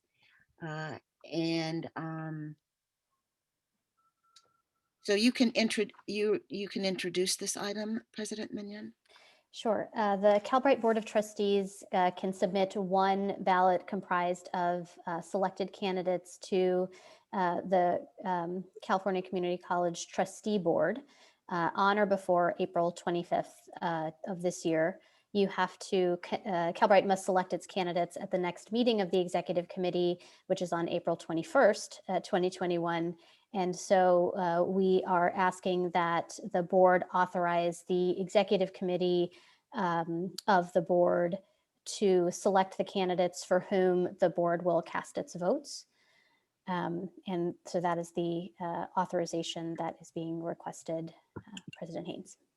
Thank you. So I'm going to ask our Vice President, Amy Costa, to act as, to run the meeting. I was gonna say, Pam's help here, you guys, as a member of the league. So I'm happy to facilitate the discussion a little bit, Pam, so that maybe you can give us some background given your rich history with the league. One thing I would offer to my colleagues that I totally blanked out on is we actually have done this before as a board. So for those of us who have been on the board and were appointed at the time, this is an action that our board has taken previously. I didn't remember that, so hopefully that is helpful. But with that, if everybody's okay with it, it's a little bit out of order. I do want to ask Pam to just briefly present on this process because she knows a little bit more about it, and then we can turn it over for questions. With that, President Haynes, would you give us a little overview of this process? I will. Thank you so much. So the CCCT board, which is the trustee board, falls under the league. And I want to just let you know a little bit about that structure. So the league is the advocacy arm of community colleges and community college trustees. So it has two boards. It has a CEO board representing all 116 colleges. And then it also has the CCCT board, which represents the trustees. And then over that is an executive board, which is the leadership from the CTE board, from the CCCT board and the CEO board. The boards meet about 5 times a year, and the goal of the board is to the boards is really to, while we meet separately, there is an opportunity a couple of times a year, during the year, in which the CCCT board and the CEO board will meet to sort of align, if at all possible, issues that confront community colleges generally. There are, for community colleges, there are more than 460 trustees statewide, and they have the opportunity, when vacancies exist, to vote on colleagues that will stand as candidates for the CCCT board. And a vote is taken, and it's taken by each individual college board. This is the workings, and it is our meeting in which we have an opportunity to discuss who those candidates are. So there are 7 vacancies, of which one of those vacancies is an incumbent. And just to give you an idea, so I serve as a member on the CCCT board. I have served 2 terms. There are total, you can serve 3 consecutive terms. The terms are 3 years. So I am in my 3rd term, working on my first year of my third term, but I have been on the board for close to 7 years now. And so there are 7 vacancies because the incumbent has to run for another term. The other thing that is, I think, important to understand, given, and the reason why there are these vacancies, folks have finished their term and are not running for re-election to the board. There are those who in November ran for their elected trustee seat and failed to get re-elected, or there's an opening of some sort that and that person is no longer interested in being on being on the CCCT board. So there are any number of ways that those vacancies happen, but for the most part, most of the vacancies have happened because, at least in this last cycle in November, either folks chose not to run or they didn't get reelected. And so many of you, if you haven't received candidate information, the candidates have, and I think there are 17 candidates in all, can directly send you information. And in addition, Calbright staff has sent you all of the candidates' applications, in which everyone is asked the specific questions to it. So I'm hoping that you took a look at that. If not, I'm hoping that you do. Let me also say that having done this, there are some elements that I think as a trustee as well as a member on the CCCT that are critically important. It is a 21 member board. And the goal of the league is to make certain and to try to encourage that all voices are heard. Again, we are a big state, and we are a diverse state. And that diversity isn't just about our residents, well, and that is indeed true, and we need to take that into account. But we live in rural areas, and our colleges are located there. We live in coastal areas. We live in the desert. We live in the urban setting. And so those voices are critically important as we try to discuss and make determinations about where our focus is in on policy, where our focus is in on advocacy. We are also single districts in which there's only one college, one district. We are also multi-districts, and many of those are in urban areas. But then there are some districts in again the Central Valley, the Inland Empire. These are all diverse, and again needing to make certain that 21 is sort of representative, and that we can hear all sides and all perspectives. And then finally, for me, and I think for others, the representation relative to gender and gender orientation is extremely important. So not only the male-female parity, but also that those intersections. We're in many cases, we're not just one thing, we're multiple things. So looking for that as well. The other elements that help in making the decision, what is the makeup of our trustees? There are many who come out of education. We have faculty members who, while they are faculty members in one college or in one district, it's important. How do I say this? So a faculty member cannot be an elected trustee on the college in which they serve. So we do have faculty members, but they tend to be outside of they live outside of where they're teaching. We have higher education, we have administrators, we have folks out of the public sector as well as out of the private sector. And I think that we have small business owners. So I think that diversity is critically important as well. And it's really hard when you have 21 members to try to sort of piece that together. So what I have attempted to do over the last several years is to put together an analysis that sort of looks at all of this, and hopefully that will be helpful. I think what we're asking today is that this body, what the vote is that this body, and the deadline. Let me just talk. The deadline is April the 25th. So this vote is really to delegate the responsibility to our executive committee at its April 17th meeting.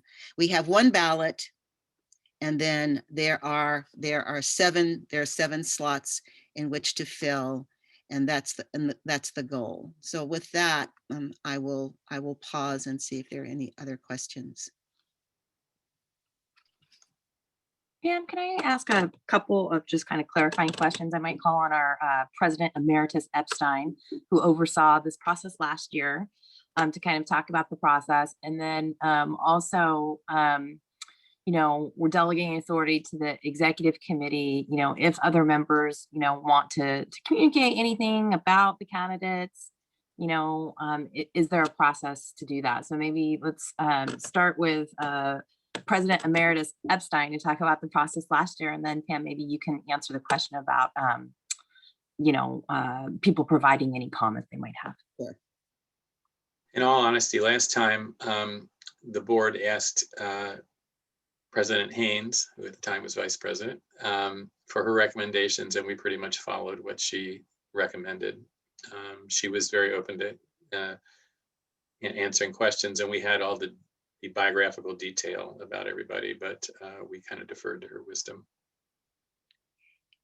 And so what I would add to that, to your second question, Vice President Costa, is that we are prohibited from sort of communicating when we're not in a public setting. So the only opportunity I think that is the potential is if there are questions that need to be answered, that they be directed to our legal counsel. And then those can be shared in a public setting that we can try to answer or at least take into account at the meeting in April. If that's the obviously it's the pleasure, because again, the executive committee is basically 7 members.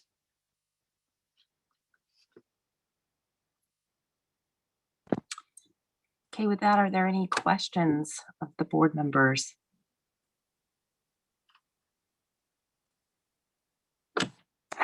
I don't see any. Are there any public comments on this item?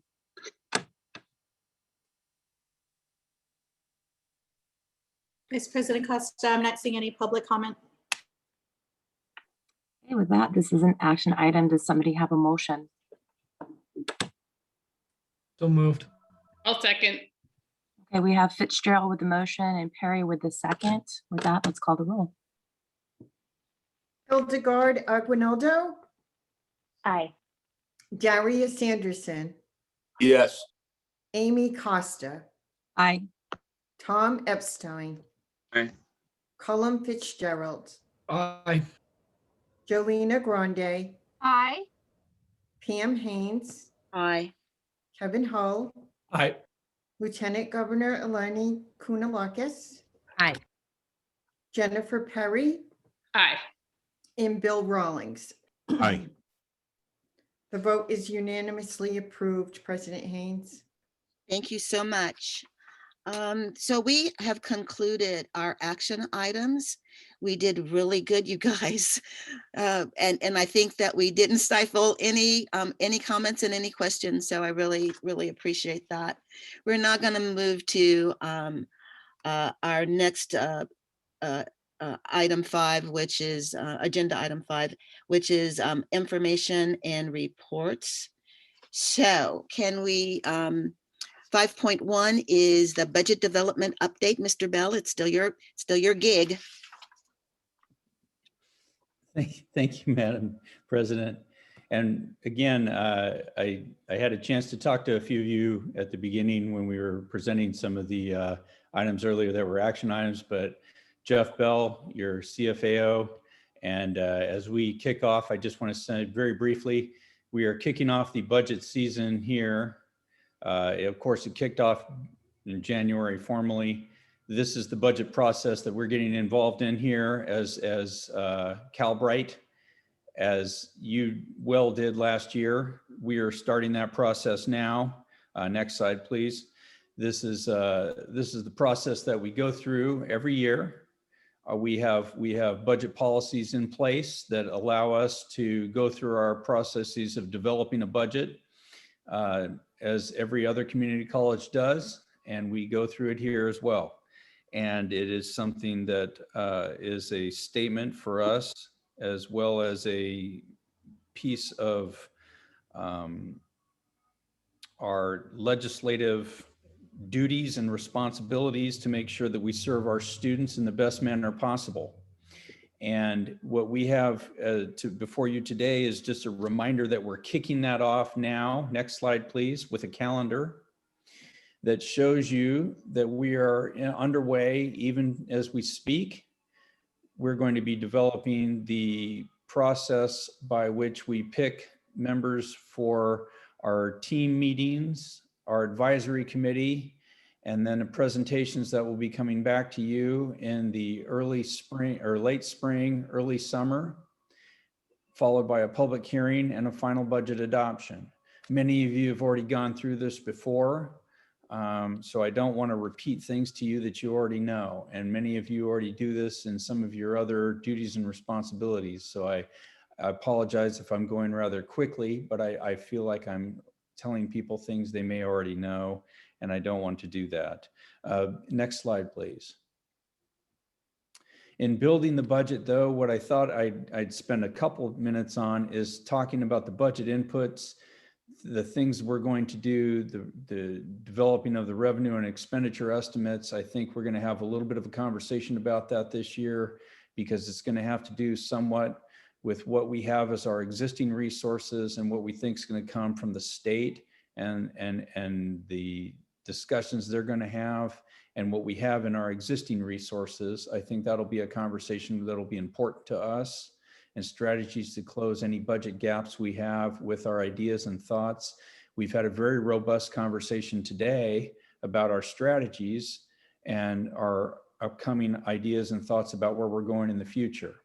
And I think it's going to be important for us to make sure, and me to make sure, that as your CFAO, that I'm in sync and making sure that our documents are comporting with those of the strategies of this board and our president. And I want to make sure we do that. Next slide, please. So with that, we talk about our ongoing resources, because we always want to make sure that we spend ongoing resources on ongoing needs, and we spend one-time resources on one-time needs. Now we are, as you all well remember, we still have some realistic one-time resources, and we have ongoing needs that we're going to have to spend ongoing resources on, and that's a conversation we're having with the legislature.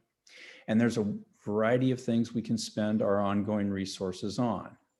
And I think budgeting those things that are ongoing in nature are important to talk about and make sure that we have a realistic look at whenever we are having conversations about budgets with the legislature, excuse me, with the administration, and as we develop our strategic vision. Next slide, please. Budgeted categories for ongoing expenditures are obviously always going to be our salaries and benefits, things that are instructional in nature, and other operating expenses that are important to our operations. And we always want to keep an eye on our operating reserves. Now, given that we're very new in our operations, we have a bigger reserve than perhaps most community colleges would have. This is something that we'll have to look at as we go forward. And as we come to you with our projections, we will make sure that we're very clear about what that looks like. And as we project our reserves, what will it look like compared to what we're thinking about, given the strategic conversation we just had? Next slide, please. There are a variety of things we can spend one-time resources on. And we just spoke about some of the things that we'd like to do as a college. These are some of the things that we might want to think about using our one-time funds. Supporting our core functions is always important. One-time investments are key to making sure that we've used them on, or used our one-time resources on one-time functions. Key partnerships, establishment of business processes, legal support, a variety of things that help us with our 7-year startup are going to be essential. Next slide, please. What we'll be looking at as we get prepared for the presentations for the board are going to be revisiting what we spent this year, what we didn't spend, and how that looks towards the future, and ways to prioritize our one-time resources and bring to you a vision for how our resources are going to fit into our strategic budget. Next slide, please. Now I'd like to entertain any questions you may have on the presentation that was just before you, and know that I went really fast through that, but I was also trying to be mindful of your time and also to know that I was trying to set the table for what we're going to do over the next several months, because it will be a daunting early summer and fall. We have a lot of new resources coming from the federal government. I'm not sure how that's going to affect us or not. I'm not sure how the May revision is going to reflect upon us yet, but they're coming. And I'm looking forward to having those conversations with you. And as a last point, I'd like to just say this. I'm honored to be your CFAO, and I'm glad that you selected me to be here. Thank you. And with that, I'm very happy to answer any questions you may have. Well, thank you so much, Mr. Bell. I'm glad to have you here too. I see we have two hands raised in terms of our trustees. So Vice President Costa and then Trustee Anderson. Yeah, mine's just more of a comment, Jeff. We're happy to have you here. I think you kind of intimated it, but as part of our budget process, now that we've passed our strategic plan, I'm definitely going to kind of want to see the crossroads between what budgets we're doing and how that is, moving forward, the strategic vision, when we talk about some of the ambitious goals that President Menon laid out, I think it'd be really helpful to tether those back to the budget. Yes. And how we're meeting those goals. So I look forward to the next iteration of our process. Thank you. Trustee Anderson.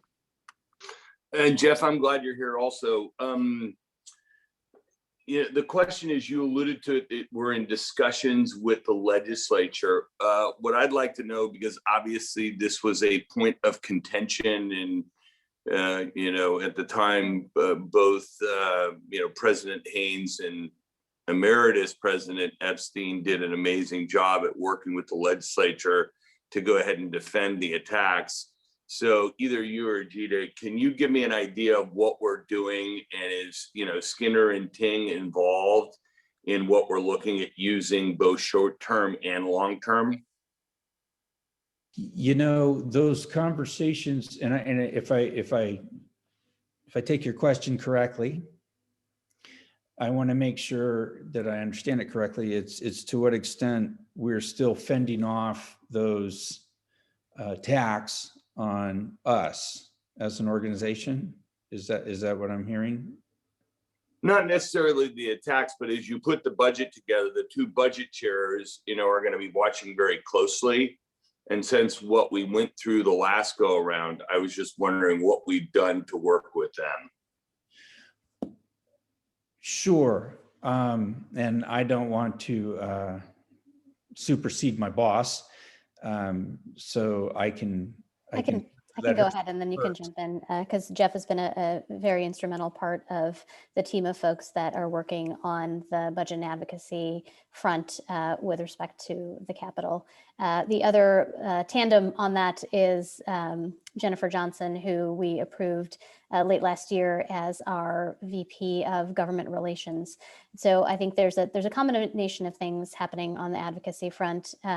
One is we are appropriately engaging with the key budget subcommittee leads and their staffs with respect to being able to clearly communicate what we are doing as an organization, where we are headed. The strategic vision will feature prominently in that discussion. More than that, and I think this is in contrast from last year, we have the opportunity this budget cycle, I think, to expand our outreach and our advocacy efforts across other parts of both the Senate and the Assembly to be able to do some of that broader case making.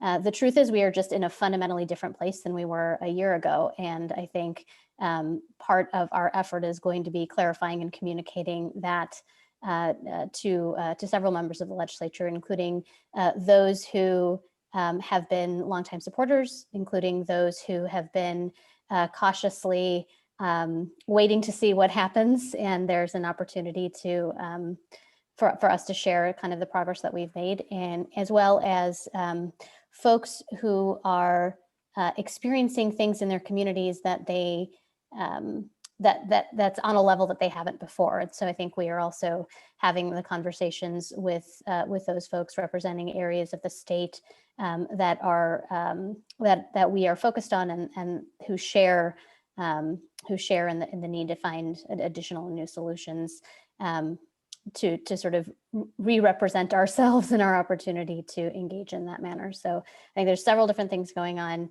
And Jeff, feel free to add. And I don't know if we have Jenny on the line, but she's also welcome to obviously jump in. No, that was a great summary. I'm on, I'm available to follow up, but Great. I think you did a great job of articulating our engagement. I do just want to note for the board that the governor just released this morning that they are beating their January forecast by about 14.3 billion.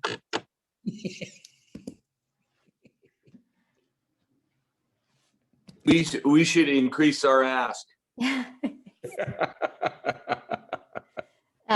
That is not a joke, actually. That was a I know, I'm sorry. no, that was a point that actually President Emeritus Tom Epstein asked us actually in February when we were wondering if we did increase our funding on the annual side, would we be able to accommodate more? And the short answer is yes, definitely we could, because when we think about the types of expenses we need to occur on the one side, we're looking at those that are longer term in nature. So when we think about things like permanent faculty hires and those sorts of permanent staffing hires that create the conditions for us to support more students, that absolutely is in the conversation and in the equation. Great. Thank you. I don't see any other hands raised. I want us to be cognizant of the time, which is 11. I think our emeritus has risen. Oh, here we go again. I know, he just can't let go. Fine, please. You can stop calling me President Emeritus. It makes me feel really old. But That's the point. just one quick question with you mentioned the federal act money. I mean, is there any money that will by formula come directly to us as a result of that federal bill? I don't see anything of that nature yet. I keep looking, and I will continue to keep looking, and I will be contacting our colleagues at the Chancellor's Office and the Department of Finance to verify. So that is the best answer I can give you today. I will always give you my best answer. Thank you. We are within 14 minutes of 12 noon, and I want to make certain that we get through the entire agenda and then allow some time for folks, because we have another meeting at 12:30. So, but with that, is there any public comment? President Haynes, there's no public comment.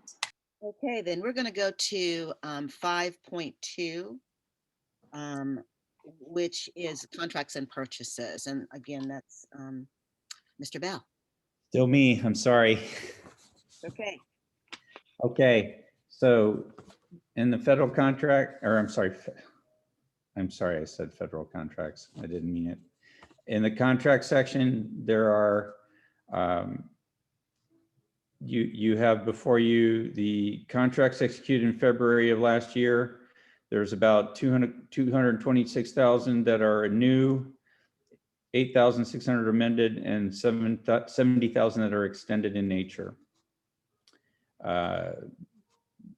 These are the contracts that are before you. Is there any questions from the board? Questions? Comments? Seeing none, is there any public comment on this? And again, this is an information item.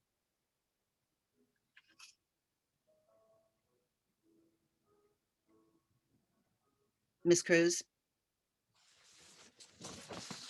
President Haynes, there's no public comment. Thank you. So that concludes the information items and the reports. We're going to move to constituency group reports, and we have the Calbright Academic Senate report. Good morning, President Haynes, Vice President Costa, and board members. My name is Michael Stewart. I'm the Academic Senate President. And it seems that every time I get my section in the meeting, we're under a time constraint. So my new nickname will be Time Constraint. I will I will put that on you, President Haynes, because I hear that again, cognizant of time. So yeah, smile. So I will go through this right now pretty quickly so that we can give you your time back. Our Academic Senate has created its Senate bylaws and handbook. It's a draft right now, and it's out to the Senate so that we can go through it and take a look at it. We've been recognized by the ASCCC. Therefore, we're not a member yet because we don't have our bylaws and our handbook in place, but we are at the point now to where we can sit on boards and we can do anything without having outside help from the ASCCC, which is huge for Calbright. So we're moving in the right direction. Our Calbright faculty is active on multiple hiring committees, as we spoke earlier upon that. Again, we've already covered this earlier in the meeting, so we don't need to address it too thoroughly, but faculty members are in the process and have developed new courses, 2 that we'll put before you and more that are in the pipeline. Our faculty is active on Calbright's participatory governance committees, which is the AP, the Governance Council, Budget, Curriculum, and the DX Steering Committee. So we're now having a presence campus-wide. We'll call it campus because we're a virtual campus. And again, I will hit you with our slogan at the end. And one meeting, I will purchase T-shirts and have everyone wear these. And you too, President Haynes. But Calbright's Academic Senate is hard at work to support our students. And we will say that all the time because we're a student-focused campus and we're a student-focused AS. And so we will always push that forward. You guys will be receiving banners and T-shirts one day. And hopefully in the meeting, we will all be wearing these. I'll hold you to that, Mr. Stewart. I'll hold you to that. I'm a T-shirt wearer with slogans. Well, then you, all right, we will have a slogan. That will be our catchphrase. Thank So that will conclude our presentation. So I will open that up for hopefully no questions because you guys are real active with questions earlier. So one of the things that will be helpful, I'm hoping that you will provide a written comments so that at least we have the full, your full comments relative to that. And if we can get it, and then I'm certain that staff will email that to us ahead of time, and we'll make sure that if you're cut off at this part, that we have the opportunity to read all of those. So thank you so much. And you're welcome. You're more than welcome. Our next is the Calbright Faculty Association report. Ms. Odell, if you could present. Yes, thank you. First of all, I'd like to thank President Haynes, Vice President Costa, President Menon, and members of the board for creating space in the full board agenda for the Calbright Faculty Association report. So we're very happy to have some time. My name is Ashley Odell, and I'm the president of the Calbright Faculty Association. As president and the representative of the Faculty Voice, the CFA extends its gratitude to the board and looks forward to continuing to share updates as we progress in our development as a new association.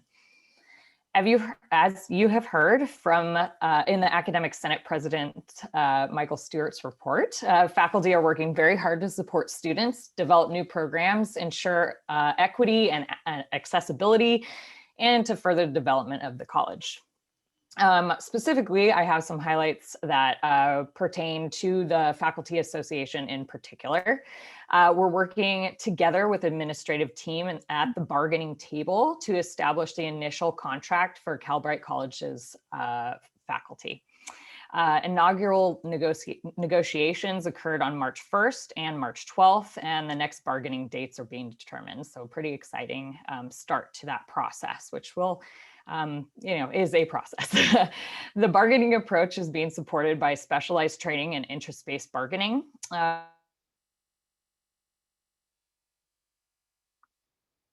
Collaborative approach at Calbright, including an initial training in January and an IBB boot camp on March 10th with additional training pending. The CFA also has had chapter bylaws accepted by the California Teachers Association, and a grant has been submitted to support the actions and needs of the association while the procedures related to dues and payroll deductions are being established.